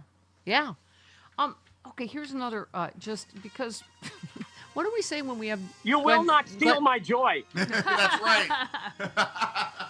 When we have Glenn Kushner on, we're like, justice matters, but does it? Does it? I mean, does it have to this week? No. I mean, I think we have yet to see what guardrails, if any, there will be, or what checks and balances, or blah, blah, blah. I mean, of course, Steve Bannon said Trump should pursue a third term, right? Bannon is not alone. Others, including Trump himself, have floated the idea of a third term. Bannon said it doesn't actually say consecutive. I don't know. Maybe we do it again in 28. Are you guys down for that? Trump 28. I mean, I just think all of the things that we say, oh, he can't do that, or that won't happen, or blah, who knows, right? Where we are. No, I mean, I gave up. In fact, I actually wrote this, as I recall. I gave up on the phrase, he would never do that, sometime in 2016. Thank you. Thank you. Because he will. He'll try. Mm-hmm. Yeah. I mean, is there any doubt that if the states had actually followed the Constitution and banned him from the ballot in this election, that he would have run anyway and probably won? Yeah, I know. He certainly would have won the nomination. Mm-hmm. Yeah. Because nobody would have been able to run against him on it. I feel like you were clinching on to Santa Buddha to within an inch of your life. You were just gripping. Because you will not steal my joy. All right. Merry Christmas, Hanukkah, Kwanzaa. We'll see you next year. God rest ye, merry gentlemooks. Yes. Thank you, Charlie. Bye, Charlie. Happy holidays. 48 minutes after the hour. This portion of the show. I love your sweatshirt. As we said, justice matters. Does it, though? Yeah, well, it does to us, Steph. It does That's right. to us, and we're gonna keep fighting for it, even That's if right. it's like we're fighting a tsunami of corruption with a teaspoon of justice. We're just gonna keep at it. Glenn, thank you. We played Sarah Longwell, who, I don't know if you saw that, right to Kevin McCarthy's face, said, what the truth was about J6, and you're the one that resurrected him, and went down to Mar-a-Lago. If ever what Obama used to say, we're the ones we're waiting for, it's now. Like, it's us, Glenn, to go make sure that history is not erased in the United States of America. It's only us. There is no politician. There is no special prosecutor. There is no judge. It is us, and we have to keep fighting for it because the alternative is just slouching toward autocracy, and we can't do that. And I agree with Douglas. To me, this is more bending the knee, obeying in advance what Chris Wray did. It's more, just normalizing this really abnormal second firing of an FBI director that Trump himself appointed because he's not a big enough sycophant, even though I was no Chris Wray fan, Yeah, nor was I, and I agree with Douglas Brinkley as well. This was Chris Wray obeying in advance. Let's remember, James Comey violated all kinds of rules and norms when he announced on the eve of a presidential election that nonsense about Hillary Clinton's emails investigation. Handed the election to Trump, and he wasn't a big enough sycophant or whatever you call it. And why did he say he did it? Because he wanted to preserve the reputation of the FBI. What did Chris Wray just do? He expressly said, I'm going to quit. I'm going to resign before my 10-year term is up rather than make Donald Trump wrongfully terminate me. And it would be a wrongful termination because you can only terminate an FBI director for good cause, and there is no good cause. Yeah. He said, I'm going to go ahead and resign. Why? For the good of the Bureau. Well, how about for the good of the American people? How about for the good of American democracy? You stick it out and you make Donald Trump wrongfully terminate you and expose yet additional abuse by Donald Trump. But he decided to obey in advance, and that is a damn shame. Yeah, I mean, this is why we need democracy warriors like you more than ever. We just played some Adam Kinzinger saying, bring it on. I'm not scared of you. As I keep saying every day here, Glenn, like courage is contagious and so is cowardice. And look at these two. We may be witnessing the end of actual truth and facts, but where am I? New report. The Justice Department Inspector General found no evidence the FBI had undercover agents at the Capitol on January 6th. This further undermines debunked right-wing conspiracies about the riot. This one, Phil Bump tweeted, remember the Biden bribe story? The guy who invented it just admitted to making it up. Remember the FBI did the January 6th thing. According to the new IG report, they didn't. I'm sure Fox News will be suitably chastened. They'll just move right on to their next bunch of lies, right? I mean... Yeah, the House Republicans were all about this guy who allegedly came forward with evidence that Joe Biden was involved in some bribe scandal. That guy just pleaded guilty in federal court for lying about Joe Biden.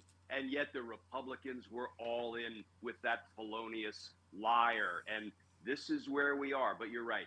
Courage is also catching. What did you say? Contagious. You said it much better than me. Courage is contagious. Now you're a better wordsmith than me. And we're going to keep at it. We're going to keep it. And here's the thing, Steph. I do believe that the imbecility and incompetence of Donald Trump's administration and the Republican Party writ large will be their downfall. They will not accomplish, anything. Just like in the first 2 years of President Trump's term the first time around, he accomplished nothing but tax cuts for the billionaires. Yeah. He'll probably have some more giveaways for his friends, the billionaires. He's not going to accomplish much else, in my opinion. Yeah, I've never seen this before where at least everything's in the open now. He's admitting it. It's like, I can't bring grocery prices down. Who said that? I can't end the Ukraine war in 24 hours. That's ridiculous. I mean, it's just, he's laughing at his idiot voters to their face. So anyway, let's talk about, you tweeted, should President Biden pardon the innocent Liz Cheney, Benny Thompson, Jack Smith, and others? Again, I get it, Glenn. In your normal legal world, you don't want to accept a pardon if you're not guilty of anything, because the right wing immediately, even James Comer yesterday is like, whoa, see, Hunter's guilty of everything we said because he took a part. And at this point, how can we worry?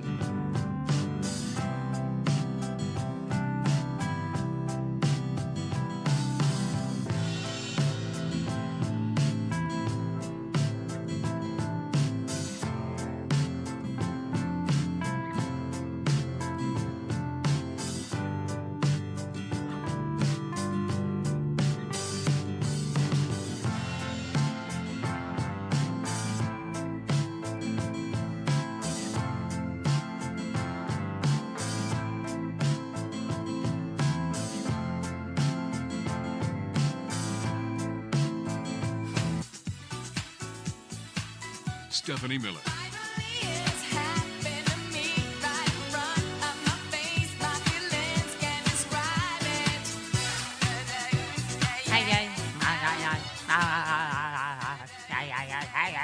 Are you okay? She's not. Not really. She's not well at all. Yeah, Watching you guys during the commercials. Can I have some nostalgia music? I All want to right. go back to a happier time. Look, who found their favorite book, Carol Burnett's children's book. Do you remember this? What I want to be when I grow I up? have that book. Look, she's a girl wearing lots of different hats. She's even president. What I want to be? Yeah, I'm guessing one of the things was not a school shooter. No, back one's then. president. Remember when we used to watch Carol Burnett's show every Saturday and everybody's pretty much nice to each other, like Carol Burnett? Barbie And was her all of daughter- those things and in the her- Barbie movie. And her She daughter, sure was. Jodie Hamilton. Can I just say that's what the movie, what you call it, was about? What's that called? Red One with The Rock and Dream. You're not going to shut up about this movie, are you? It was good. You know what? Even though they didn't mention Trump or politics, it's kind of what we always talk about, just how mean everybody's gotten. Like that, the joke is that everybody's on the naughty, and more people than ever are on the Right. naughty list. Okay. But they did all these scenes of just people being awful, which is what which I swear to God, I just feel like Trump enabled this kind of horrible behavior everywhere, racist, sexist, homophobic, you name it. Just anyway. But my point is, we're going to have to run The Rock for president. He was great in the movie. Maybe Chris Evans. Wasn't he- Captain America can be his vice president. Listen, I understand what Donna Helper's saying. I guess we need an entertainer. I mentioned The Rock on Threads, and I was flamed for mentioning him because apparently he was problematic during the last election. I don't remember. How is I he don't problematic? Care. I don't care anymore. I've lost the will to live. No, I haven't. But you know why? Because I have love. I'm trying, by the way, I love and appreciate every single one of your letters. I'm trying to get to all of them because everybody's going through something. And I gotcha, and I feel you. This is Vincent. Steph, I spent over 20 years serving my country. I'm U.S. Army retired. I'm very depressed after the greatest generation fought and died defeating the fascists in World War II, me protecting the country I love, and now I'm a 72-year-old soldier. I gave my body and soul to the protection of my country. I now have Parkinson's. I'm 70% disabled. I feel these same friends and neighbors have stabbed me in the back by giving the country I served over to a fascist without a fight. I believe they owe all veterans an apology. Thanks for keeping me sane. Vincent, U.S. Army retired. Thank you, Vince. Thank you for your service. One more. This is Jella. Said, Steph, I want to thank you for keeping me sane all these months, especially the horrible election week. I honestly didn't think this result was possible. Unfortunately, I overestimated the intelligence of the people of this country. I am terrified about the future, my children and grandchildren especially, one of whom is LGBTQ.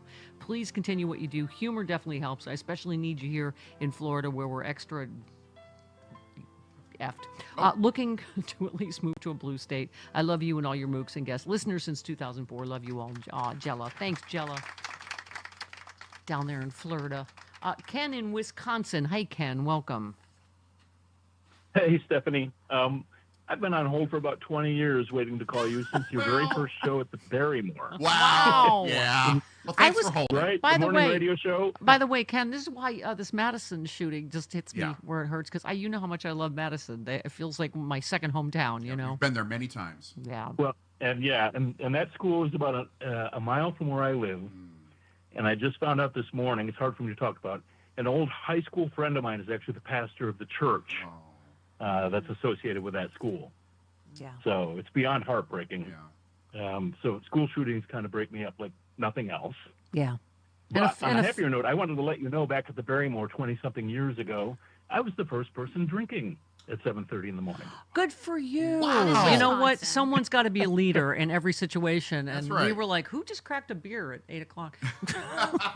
It was a beautiful. I remember the show. I saw your first Sexy Liberal there as well. But I really wanted to call in. I know a lot of people are trying to figure out a way not to say his name. Yes. So I'm trying to popularize the term felon 47. All right, I Incoming like President, it. I Felon like 47. it. We got a hard break here, and we got Steve Marmel next. Felon 47. I like it. Let's do it.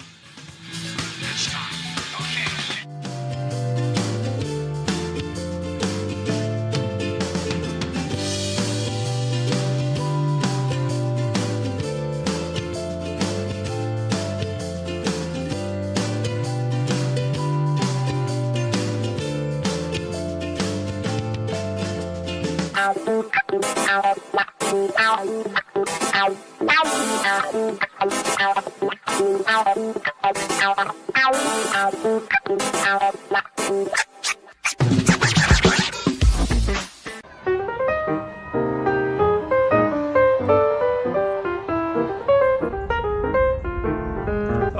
hi. Come. Walk with me. I kind of want to talk about the least of my people. You know, every year around this time, I always got to try real hard to not smack upside the head all these hypocrites, snakes, and vipers who call undocumented U.S. workers illegals.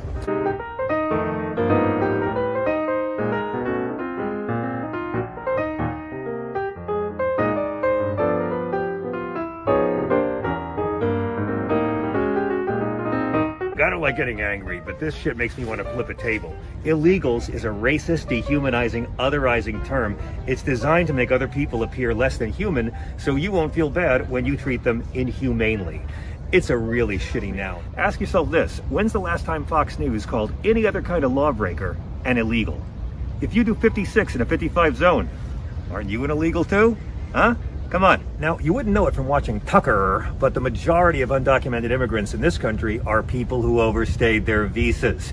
However, every night on Fox, he who tucks in his brood of vipers say illegals, and they're always referring to brown people crossing a border. Here's a dirty secret. Politicians could end undocumented immigration tomorrow if they wanted by locking up the white people who do all the hiring. This is supply and demand economics, my friends. There's a gigantic help wanted sign at our southern border, and there's no wall you can ever build that'll be big enough to hide it. And politicians of both parties are in no rush to take down the help wanted sign. Rich people pay Fox people to make working people blame poor people.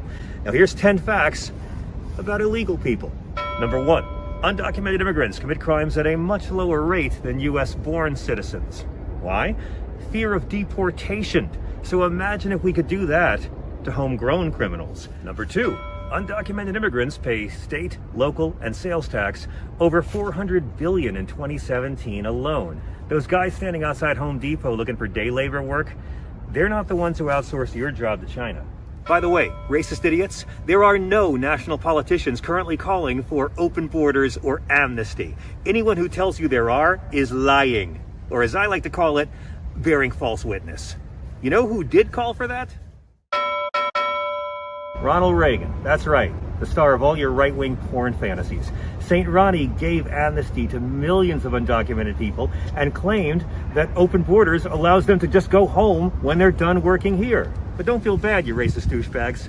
Reagan still supported apartheid. You ever notice whenever they raid one of these meatpacking plants down south and they arrest several hundred illegal workers, they're a lot slower to arrest the guys in the back room who did the hiring, who are counting all the cash. And that is all the proof you need to know that the illegal immigration scare is regressive gaslighting bullshit.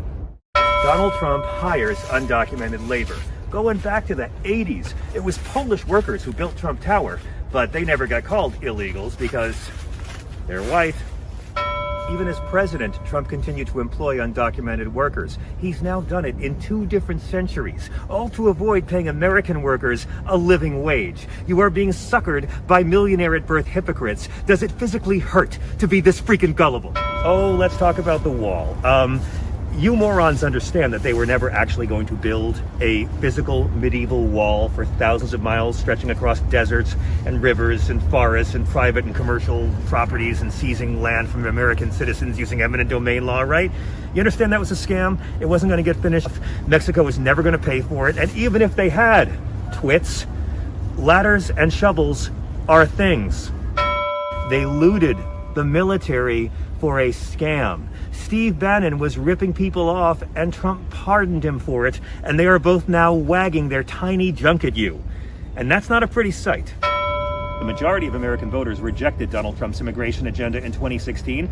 The majority rejected it again in 2020, but he still has a chance to be the first man to lose the popular vote 3 times. I alone can do it. What a dick. So remember, MAGA dudes, one of these days, you're going to stand before St. Peter. And on that day, you will discover what extreme vetting really fucking means. Thanks for watching. Please like and subscribe, and forgive me. I should have said at the top of the video, I'm only dressed in a tunic because it's laundry day, and I had nothing else to wear. Oh, and I'm only wearing the fake beard to hide my rosacea. So that's.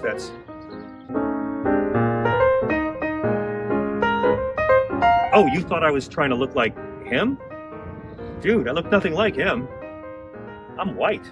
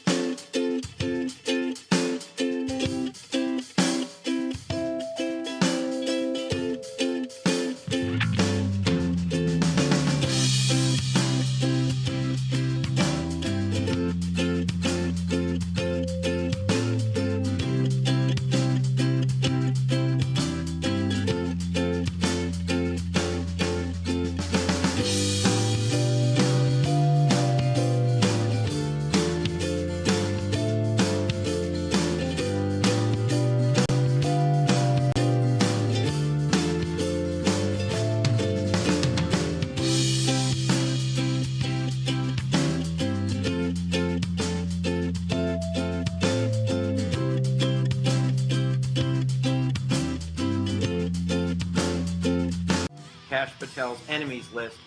I'll just remind you that to be investigated by the FBI, prosecuted by a U.S. attorney, can cost a defendant hundreds of thousands of dollars, even millions of dollars, and can be profoundly disruptive to their lives. I spoke to Senator Schiff this week on the floor, and he has made similar statements that he and I think Liz Cheney, former Congresswoman Liz Cheney, has also made this statement that they don't want to be pardoned because they've done nothing wrong. And I admire their determination to trust our legal system and to stand up to the bluster and the threats of Kash Patel and President-elect Trump. I think the president's got to weigh a lot of different factors.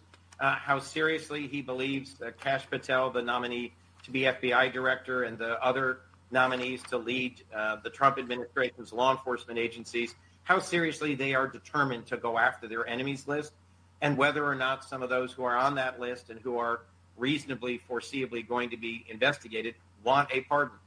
If they talk through this issue and decide that there's no one who is seeking a pardon, that will lead them down one path. If there's others who are petitioning urgently for some relief, I think you should seriously consider it. All right, now at the top of Kash Patel's enemies list, and presumably when Trump gets to suing animated characters, he'll be suing Family Guy, and of course, noted comedian Steve Marmel. That's right. Hello, Steve. Good morning. Good morning. Oh, I couldn't help but laugh and go, we just need to see how serious they are against destroying norms and going after their enemies. Yeah. Let's just roll the dice on that. I'm sure it'll be fine. I trust our legal system. By the way, he just hired a guy that sued a Twitter cow to do something. Yes, What's Devin Nunes' is job? running something. Something intelligence. Yeah, Remember, he's the guy that Yeah, stole the like that. intelligence and leaked it. Yeah, it's not important now. Hi. He's a barnacle. He's like a turd stuck on your butt. Dude. Okay, so I guess somebody be sued. Well, you can't prove that he's not. So, I mean, listen, I will take every win I can get, Steve, every silver lining I can get. And the fact that Judge Merchan did not bend the knee and capitulate, right? You got to go, yay, for today. Justice was served at least yesterday. Right. Yeah, no, it's like whether it's a single victory, something Mark Elias does, if I pronounced that correctly, Yes. finding out he pooped his pants, whatever these things are, I'm going to like lean into them, right? And just go, okay, today was a better day. And if you listen to our friend Noel Kessler, that is quite an everyday occurrence, is pooping his pants. So, so there's that. Yeah, you get to an age where it's like, whatever, I have other pants. I mean, just what we were saying, just enduring this. We couldn't, Jody and I couldn't watch the whole thing. I could just endure clips, but it's that you're going to have to. He's not even in yet, and just the fact that you're going to have to put up with 4 years of the. I don't know if you heard this part yesterday. He confessed to being shocked at the number of countries in the world. He's like, I spoke to over 100 countries. You wouldn't believe how many countries there are. Randy Mayhem Singer said, every American who voted for this moron and every billionaire news outlet or elected official right now gently licking his diseased and demented ass. Nice. I mean, he's everything he said yesterday was either a complete lie, fabrication, or just dumb like that. Right? Yeah. No, it's just what you know what? Here's the thing. I always imagined up until this point that the president was like a hood ornament, right? So you've got this is like, oh look, here we have this shiny nice hood ornament on this car I like, but the engine, that's a person. The wheels, that's a person. This is a clown car with a Trump hood ornament, and the only thing we have on our side is that they're all idiots. Mm-hmm. They're all stupid. Yeah. We have to hope their incompetence is as bad as their nepotism, oligarchy, whatever you want to call it, right? Yeah. Yep. I think we should just, every time he starts to talk, go, is that a drone? See if he gets drone. Squirrel with a drone. Squirrel drone. It's Rocky the Flying Squirrel. That's right. There you go. Perfect. But this just like, how we got this. He was doing that yesterday. The conspiracy mongering and blaming Biden that he's done for the whole, like, however long. He's like, the president knows what they are. I don't know why they won't tell us. I think we should just shoot them down. I'm like, oh God. Yeah. Please fire bullets in the air. That always works out well because gravity doesn't work anymore, and the bullets just keep going until they get to Mars. We are literally going to be named Dumb Stan on every map when he gets in. That joke map about that word Dumb Stan. That's going to be. I always I call certain parts of the country Redneckistan. Yes. And I don't know. I think I'm just going to hide in a blue state for a while. I got to. Steve, I have this conversation with Chris all the time because he was like, after the election, liberals got to stop talking down to people and just telling them that the prices aren't bad or whatever. And I'm like, I don't know how much worse it could have been this time for people voting against their own best interests and voting. How can you not say there is stupidity involved? Right? When, the number one search election day is, did Joe Biden drop out? What's a tariff? Can I change my vote? I'm like, oh my God. Every fill in the Gaza protester, farmer, every person, Hispanic person so far going, wait, what did has happened? I voted for Trump, but what? Yeah, I saw a New York Times article. I didn't pay for it. They just sent it to me. Yes. And it was like, it was this DACA recipient in Rome, Georgia going, oh, wait, it affects me? Mm-hmm. And his family voted for Trump. And I'm like, yeah, it affects you. So I'm sorry for you, but... What was that? That was like your Lucille Ball invitation. Yeah. It just makes... What's that little sound? It just makes me sad because it's like... Now I want to live in idiocracy because I think it's in better shape than us. More entertaining. Well, and here's more on, our friend, Senator Schiff, saying he doesn't want the pardon. Like, man, I hope our justice system works, but I've been saying it forever, Steve. Like, are you going to need crimes or evidence? I don't think so. In Kash Patel's FBI, in Pam Bondi's, Justice Department. So here it is. How about the question about the January 6th pardons? Greatly concerned about it. First of all, that he could pardon people that beat police officers, gouged them, bear sprayed them, but also, even beyond that, just the general message it would send, George, that his first pardons are going to go to people who sought, through the use of violence at the Capitol, to stop the peaceful transfer of power. that played some role in that. Really, that's who he wants to pardon. The American people, I think, voted for him in part because they wanted something done about crime, not because they wanted to see him pardon criminals attacking the government. And then George Stephanopoulos said, well, that's why clearly places shouldn't capitulate and settle lawsuits that they clearly would have won because they didn't do anything wrong. Oh, he didn't say that? No. Oh, that was just I said the opposite, actually. Wish list. Yeah. Okay. He didn't But say that's that. okay. We all lie now, so just go ahead and say whatever you want. No, we don't lie, Steve. I know we don't lie, but the America. Just put allegedly before everything you say. There you go. Everything. Okay. Right. One less. Isn't that President-elect Matt has also Gaetz' talked middle about name? prosecuting members of the January 6th committee like you. I know you said you don't want a preemptive pardon from President Biden. Is that because you think the Trump administration will not actually prosecute? I don't know what the Trump administration will do, but it's for a couple of reasons. First, those of us on the committee are very proud of the work we did. We were doing vital, quintessential oversight of a violent attack on the Capitol. So I think it's unnecessary. But second, the precedent of giving blanket pardons, preemptive blanket pardons on the way out of an administration, I think is a precedent we don't want to set. And you've communicated that to the President Biden? Communicated it Thank you. both publicly and privately to the administration. Have you seen the rogues gallery that Trump pardoned? The 200 and all the crooks that he's going to put back in now. He's got the Legion of Doom, and he's got Otis from the first Superman movie. Exactly. There is not and maybe he's Otis. I don't know, but there is I don't want to hear it. I hope Biden wakes up tomorrow or today. I mean, it's 8 in the morning. He may be waking up right about now. And I hope he wakes up and goes, oh, is that every person who got arrested for marijuana? Is that every felon in Florida that can vote next year? Oh, is that a third cousin who punched a second? Pardon everybody. Step down. Let Harris be the next president so they screw up his stupid merchandise. Yeah, I'm for that. I'm for the most immature forms of resistance. Thank you. Yeah, we tried being mature. Let's just be jerks. Yeah, yeah. So speaking of, and here's the thing, the other lie he keeps repeating and no one ever corrects him.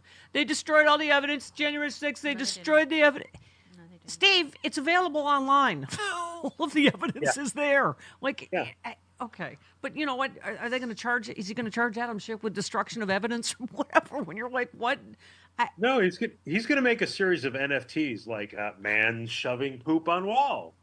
It's like guy wearing horns. J6 NFTs.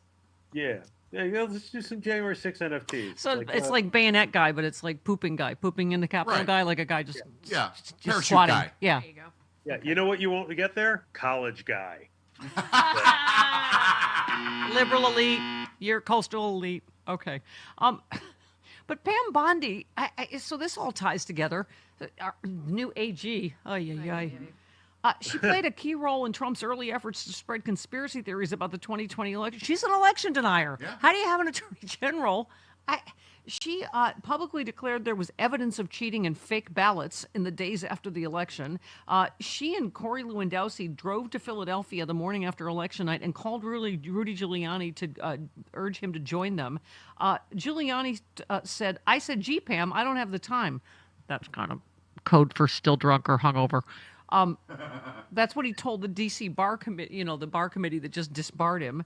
But Giuliani did end up joining the pair at a press conference later that day that saw Bondi say Trump had won Pennsylvania. A couple days later, she was there at the, total Four Seasons total landscaping thing with Giuliani. I mean, the fact that these people that just blatantly lied over and over again and should be prosecuted themselves are going to be in charge is so chilling. Yeah, yes. Yeah, it's like he just. Sorry, that wasn't really a question. It was just a. Yeah, no, I know. It's just. It was like a flaming bag of dog poo I put on your porch and then I ran. Right, I stepped in it and now I have to figure out something funny. Give me a second. All right, 18 minutes after the hour. We have Marmel for the hour. We do, bitches. Yep. This portion of. Hey, hiya, John. Hi. Good morning, kids. It's good to see you all. I hope you're doing okay, Stephanie, after the Don Jr. Kim Guilfoyle breakup. I am doing the best I can. I am. It is how, a sad. How are we supposed to get through the holidays? If those two can't make it work, people, what hope is there for any of us? If those two can't keep the sex hot, why are we even trying? Oh, boy. I want to know what that meeting was like. If Trump had a Sharpie. How about here? No, farther. No, Greece. Hey, Kim is thrilled to be ambassador to Greece because that's like totally her favorite musical. So it worked out. John Louise, that's a little joke. Okay. So, by the way, page 6 reporting Elon Musk in negotiations to purchase a 19,000 square foot house near Mar-a-Lago. And you said, what having a separate mansion not far from Trump's mansion makes you the first lady. Another love story. Another love story. Another love story. And hey, Matt Gaetz gets to be America's ambassador to OAN, so it's a beautiful week all around. Especially for Matt Gaetz fans who can spell OAN. It's really positive. That's funny. Pardon me. Okay, John, listen. You tweeted. Just want to say that I spent years unsuccessfully pitching a Nintendo Super Mario spin-off game called Luigi's Manifesto, and today I feel vindicated. Thank you. I'm yes. Luigi.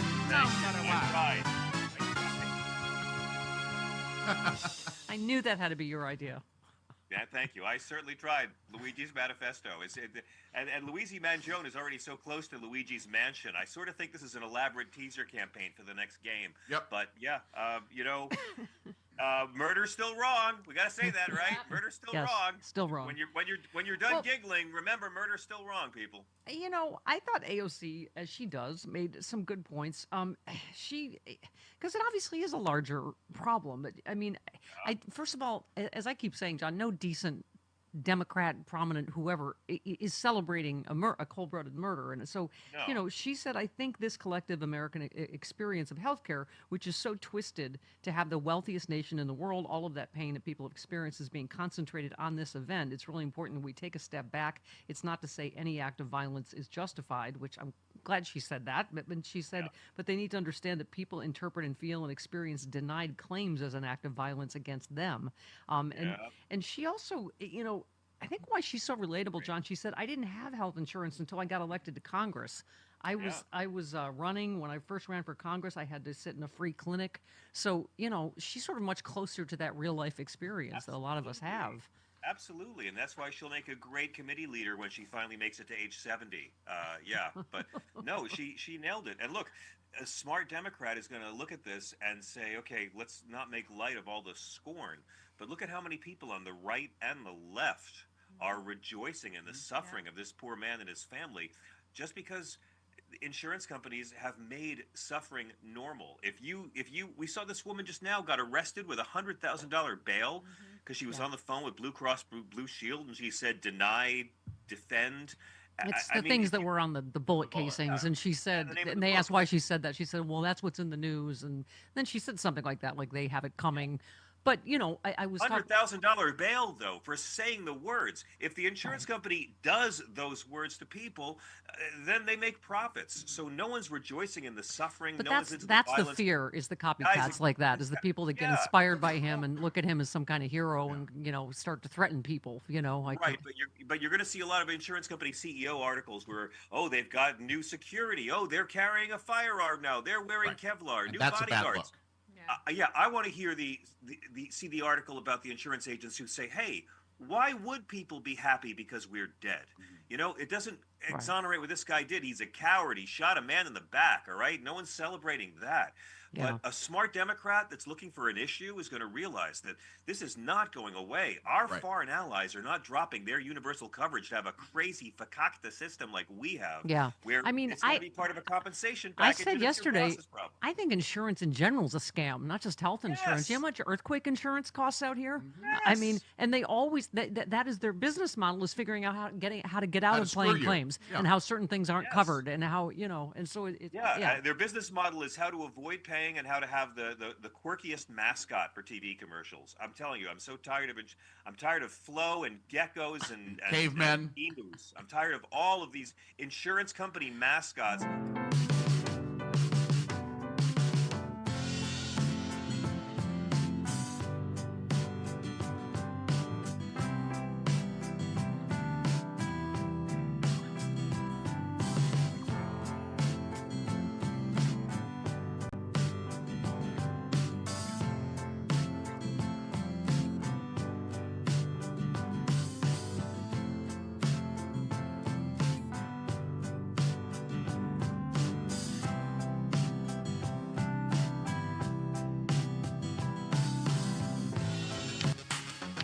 Stephanie.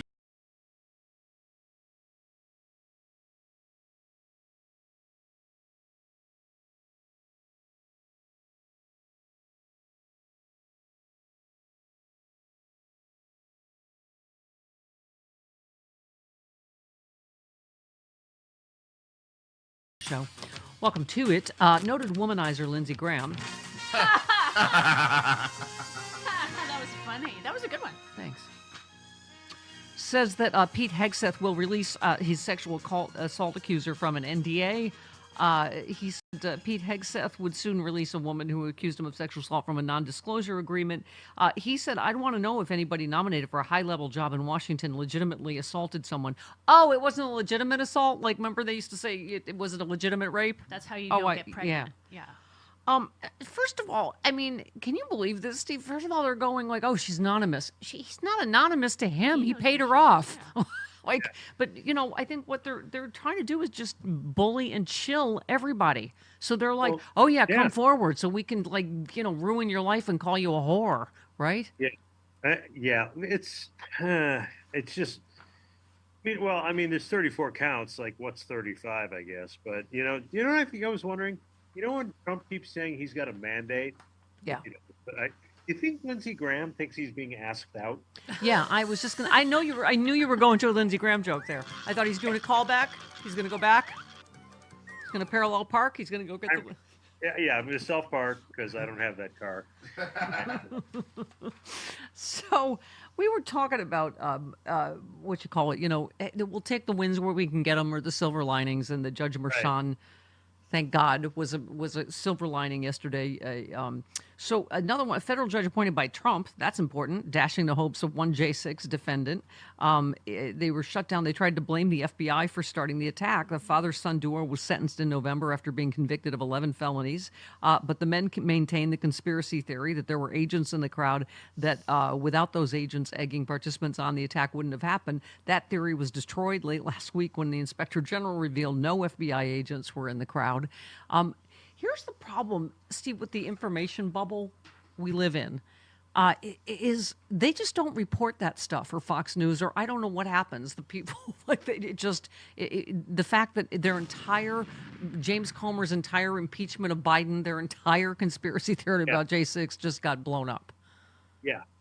I mean, the guy that just admitted he lied about Hunter and Joe Biden just blew up that entire thing. I think they just don't report it on Fox News, so they just don't hear it.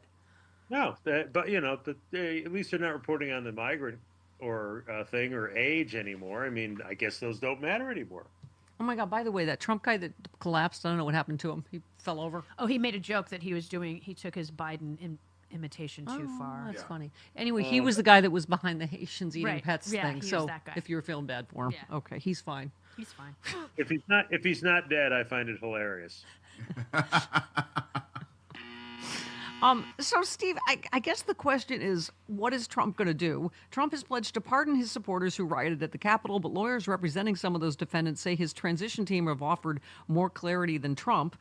He has pledged to pardon at least some of those rioters within the first hour of his inauguration next month, but it's not clear whether he would extend clemency to all of them or only those convicted of nonviolent crimes. One defense lawyer said the statements change every day. The latest is everybody's nonviolent, but who knows what that means. One transition staffer reassured them Trump has prioritized the pardons as an attention-grabbing move that would happen very quickly after the inauguration.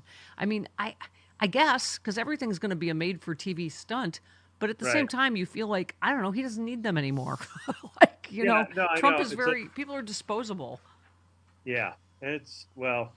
Yes. And by the way, what a great way to get an inexpensive Caucasian workforce from the prison system. So, I don't know. He's probably looking at it as some way to make some money for the government and have the Doge people cut 4 cents. Okay, we're laughing, but just put the J6, we'll deport all the other people, put the J6 people in there. Pick the strawberries. I don't know. I wouldn't put anything by him. Okay, so here's yet another story about Trump is on the verge of betraying some of his strongest supporters in rural America. No effing kidding. Yeah. He has threatened to impose sweeping tariffs that would wreck agricultural producers who are also depend on labor from undocumented immigrants. He intends to deport by the millions. That, combined with a purported intention to slash spending on Medicaid and education, could devastate small-town communities. I don't think the Trump agenda is going to lead to a dramatic reversal of these partisan shifts, though, because the truth is this disdain for the Democratic Party is decades in the making and deep in rural America. It's hard to imagine that rural places will not suffer, will not hurt, and it's hard to imagine that rural will not respond. Trump trounced Harris 60 to 40% in rural counties. I mean, how do you break? We're going to have to take a break, but I got to ask you, so how do we break through that? Because that is just true. We've gotten so tribal that I don't know how we finally break through the voting against your own self-interest wall, but we will. But Steve Marmel will tell us. That's right. And solve every other problem in the world. We're next. better.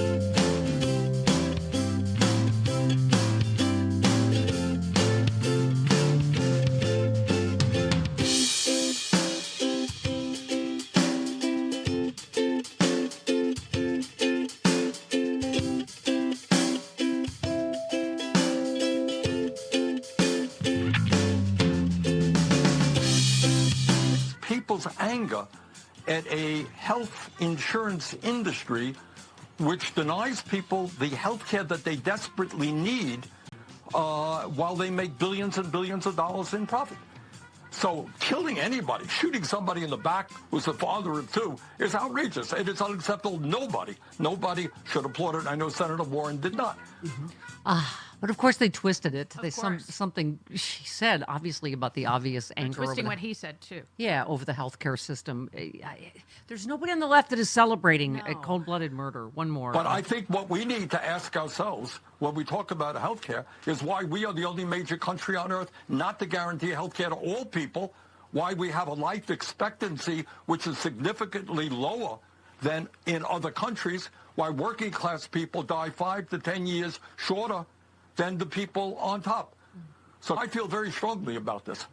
And I think the time is long overdue for us to guarantee health care to every man, woman, and child, especially at a time when we're spending twice as much per capita on health care as the people of every other nation. Goal of health care is not to make drug companies and insurance companies phenomenally rich. It's to guarantee quality care to all of our people.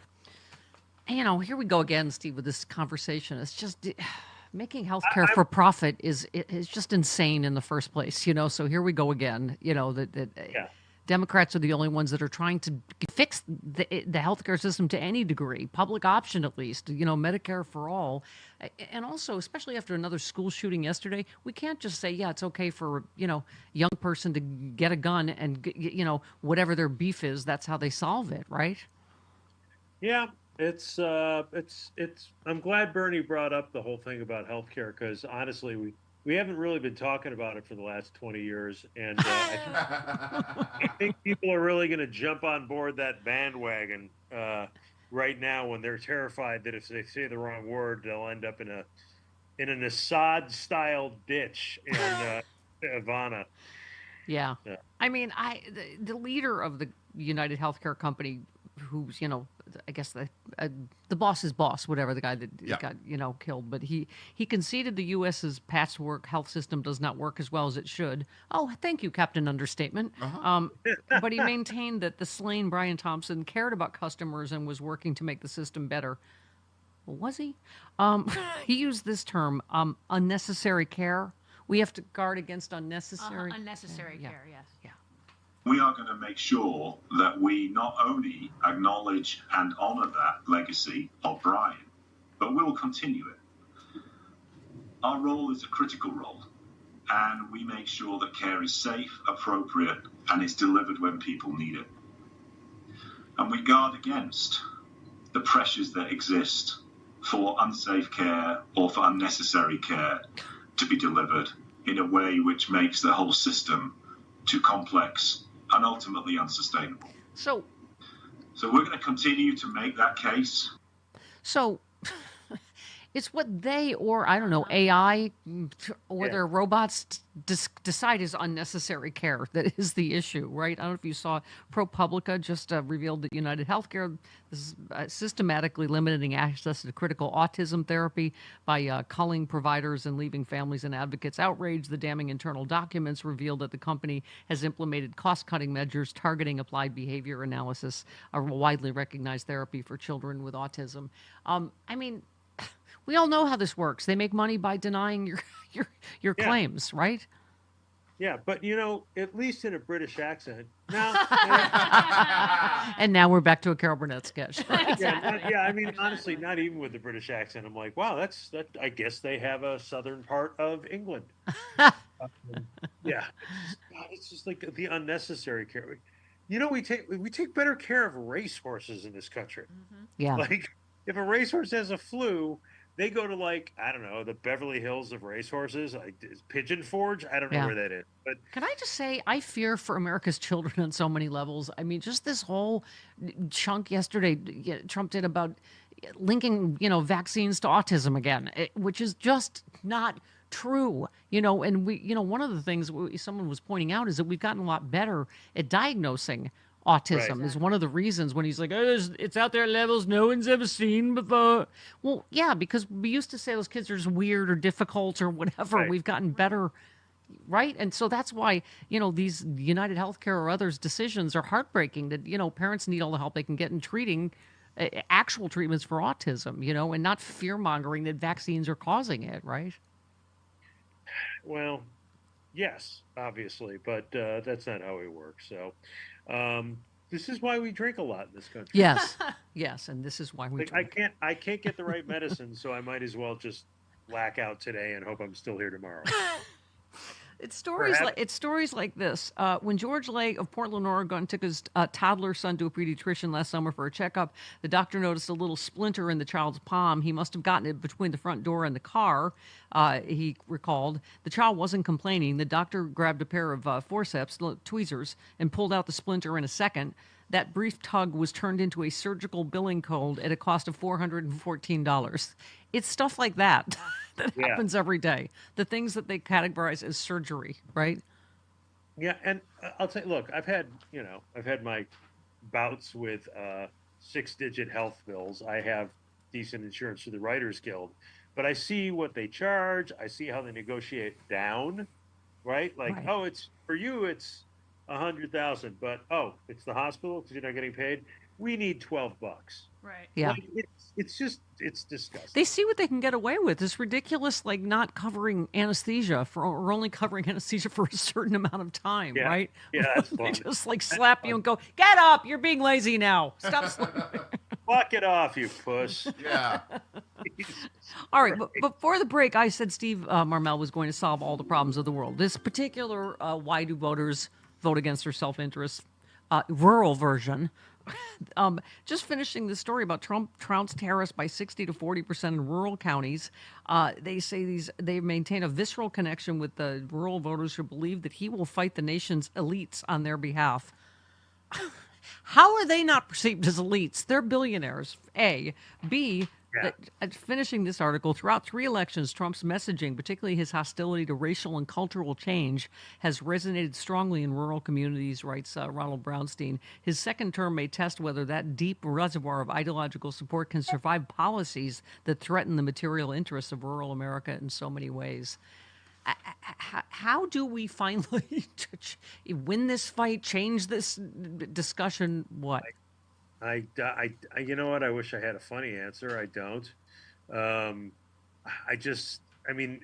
hate to say this because it's going to hurt all of us, but it's going to hurt them the most because he could give a crap and a half about those people. That's why his tax cuts were scheduled to go up every other year for the anybody 75,000 and under, so that Biden would get blamed for it. I don't know. I don't know how to reach it.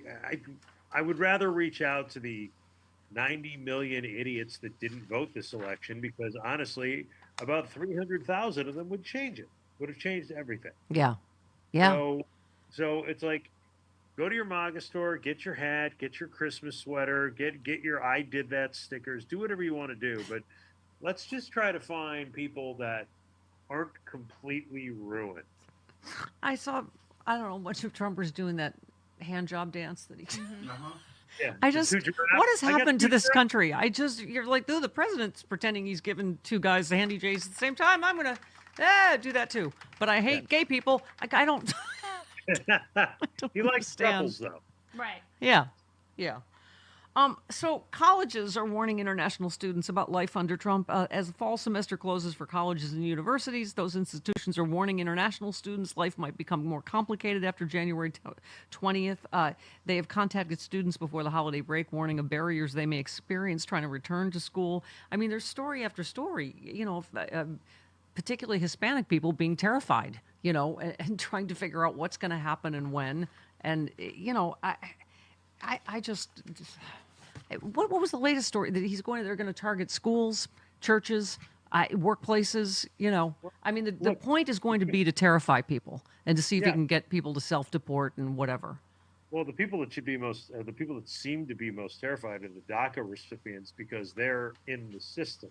Mm-hmm. So it's like, as opposed to just hunting around with somebody that might have a hat for a soccer team and that isn't exactly mayonnaise colored, they can actually just go, oh, look at these million DACA recipients. Let's just get them at their homes. It's Yeah. that's who's, Yeah, and they're the ones that followed all the ruls and have, served the country and paid taxes. Yeah. paid more taxes than Trump and Bezos. Yeah. Boy, talk about it's capitulation day. It's bend the knee, kiss the ring day. A mere 48 hours after saying it was too soon to opine on the prospect of using the Nevada National Guard to aid the Trump administration in mass deporting immigrants, Governor Joe Lombardo signed on to a letter stating he stands ready to utilize every tool at his disposal, whether through state law enforcement or the National Guard. He's one of 26 governors to sign the statement. I mean, these are all the states' rights people that suddenly are going to go, nope, no blue states have rights. If you're not going to help us deport every single person in your state. Yeah, and then they're going to go, hey, why is there a pothole? And they go, because you needed to get Jeff into Mexico. That's why there's a pothole. Yeah. Yeah. But I mean, it's insane because I think, and this is where you go, oh, you're elite. You think you're so much smarter than us. yeah, No. coastal elite. Yeah, I know. Boo, book Shut up. learning, Be living fancy. I'm going to be living in Elysium with Musk and all the billionaires. He doesn't only read books, he writes them. Boo! Ew, stinky, gross. coastal elite. Go ahead. You and your stupid facts. No, it's just like, I guess the question's going to be, will they actually notice that it's really damaging them? And I think yes, but do they hate who he hates more than they would rather have a better life? That's a big piece of it, in my opinion. That's right. That's what people keep saying. Like, we don't care. Just keep lying to us. Just keep hating the same people we hate. It's okay. I mean, I know some people that are like, no, the economy was better for me under Trump. Like, you're still voting for a monster, but it's the ones that it's like the person with the car that has bumper stickers on top of Republican bumper stickers on top of Republican bumper stickers. Your car is 80 years old. You have 4 decades of Republicans on the back of the same effing bumper. Figure it out. They're not helping you. Do you not own a razor blade or something that would scrape that off of there? Just or at least put the next one on? Yeah, no kidding. Yeah. Oh, gee. All right, 46 minutes after the hour. It's our reward for making it through the week. Hello, good morning, Frangela. Good morning. Good morning. How are you enjoying Times Man of the Year, Donald J. Trump? This is the thing. If y'all expect me to act right within FCC guidelines, we're gonna have to be more careful. Don't open with that, maybe? Because when I Think tell about you the open time, mic night. What? I get it. I get the choice. Yes. But really, did you have to? This is the final normalizing and sane washing this monster. Absolutely. Absolutely. Because to even call him a person, and he could be the most, the most incredible felon of the year. Yes. He could be the most incredible rapist of the year. He could be he could be the most successful, liar, bigot of the year, misogynist of the year, insurrectionist. There are all kinds of adjectives and nouns we could call this man. Racist. Racist. If we're in the ist family. That's what I'm saying. Yeah. But person, it's a stretch. But person is a stretch. and really what makes me angry is that he would never acknowledge a person. They have to be a he or a she. They would never be a they. Yeah. I mean, part of it's of a piece, though, we were saying. So another, Trump fanboy bought time for however $11 billion. Zuckerberg, right? Facebook and Threads just gave $1 million to Trump's inauguration. Everybody's kissing the ring. Everyone's bending the knee. Elon Musk, who wasn't even born here, spent $250 million to buy America. And here we are in the full on in the oligarchy or whatever you want to call it, right? Yep. Yeah, and we're cheap. That's I mean, it didn't even cost that much. Yeah. It's shameful how little we have sold our country for. Yeah. Well, you know what? Here's the thing. People like the Koch brothers softened the soil for this to happen. So the second we started, not taking the corporations are people are people. Our people, yeah. All of that. Now we We are reaping what we have sown. Yeah. And it's this. Yeah. I mean, and here on cue, Trump's transition team will make a recommendation that would sabotage the government's ability to investigate and regulate the safety of self-driving vehicles like those that Elon Musk company is developing. The recommendation spikes a crash reporting requirement opposed by Musk's company Tesla, which has accounted for 40 out of 45 fatal crashes involving automated driving systems. And I just love they feel this is how journalism still works. They felt they had to say it's not clear what role Musk, after pouring hundreds of millions of dollars into his Trump's re-election campaign, played in developing the recommendation. Oh, I've got this. I'm going to guess he had everything to do with this recommendation. I mean, you know what? It's going to be boo-boo the fool time. That's what's going to be happening up here every day. I got to tell you people something. There was a time in this country, okay, when it was considered rude to say, I told you so. That's right. When That's walking right. around with a haughty attitude of this not my mess was considered impolite and improper. Let us tell you, Frangela is giving you 100%. You have permission. That time is on over. On the regular. That All time is day, over. Every single minute to be like, I told you. I just really? opened the show with this. I asked Chris, I know, like, we're supposed to, oh, no, you can't talk down to people. You can't be a snooty liberal elite. And, but what else do you call believing that he was going to bring prices down when yesterday he's just like, I can't really do that. Exactly. Because you stupid. Welcome to your IQ test. You failed. There literally was a farmer being interviewed yesterday. He's like, well, how am I going to, he voted for Trump. How am I going to get my whole workforce is going to be, how would I, He bought the timeshare. What has happened? What? What has happened?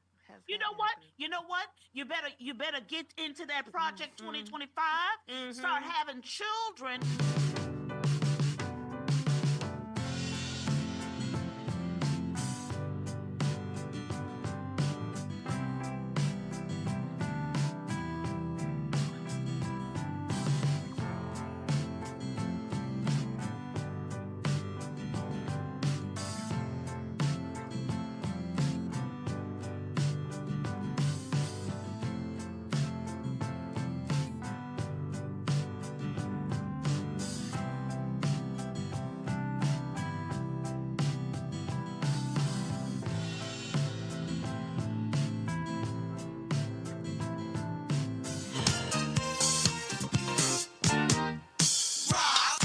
Stephanie Miller.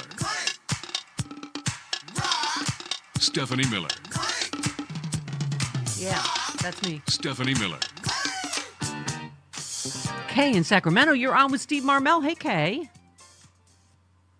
Hello. Hi. Hi. Anyway, Hi, I Kay. was listening to Thom Hartmann yesterday, and he was wondering if these billionaire CEOs, when they're in private with Trump, if he drops his drawers and tells them to kiss it. And I thought to myself, no, he wouldn't do that. He's such a narcissist. He doesn't want to know he wears diapers.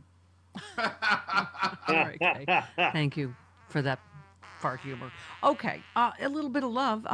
Dave, by the way, please support our friend Steve Marmel. Marmel.com. Yes. Brilliant writer, comedian. David Blue says... Sky. Go to Blue Sky. Yes. Blue Sky. Yeah. Steph, I've listened forever. I miss Jim every day. I don't know how you do it, but I'm grateful that you do. Jim Ward was in Family Guy, written by our beloved Steve Marmel. That's right. We all miss Jim. Sending love and light at the holidays to Jim. And so is Carlos Al's Rocky. Yes, indeed. Otto says, Mama, love you and the Mook so very much. You're on the best 3 hours of my day, 5 days a week. I still despair. There will be no guardrails, absolutely nothing to check his power. In 4 years, this country will be unrecognizable. The simple fact that a criminal rapist moron could get elected once but twice means this is not the country I grew up in. Otto in the Bay Area. P.S. I'll still gladly pay the $4.99 a month for the Steph Cast. It'll convert from euros, won't it? That's the important thing, Otto. No matter where you go, that you still buy the Steph Cast. That's the important thing for America. Do you have a coin? Do you have your own Bitcoin? Do you have like a Steph coin? So that Yes. Where's my NFTs?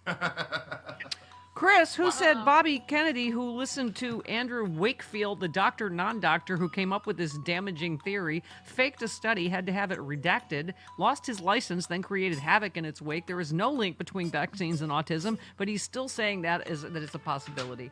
Who said that? Muddlemore and Boo. No, Kate, what's her name on CNN? Kate Baldwin. Right, Okay. right.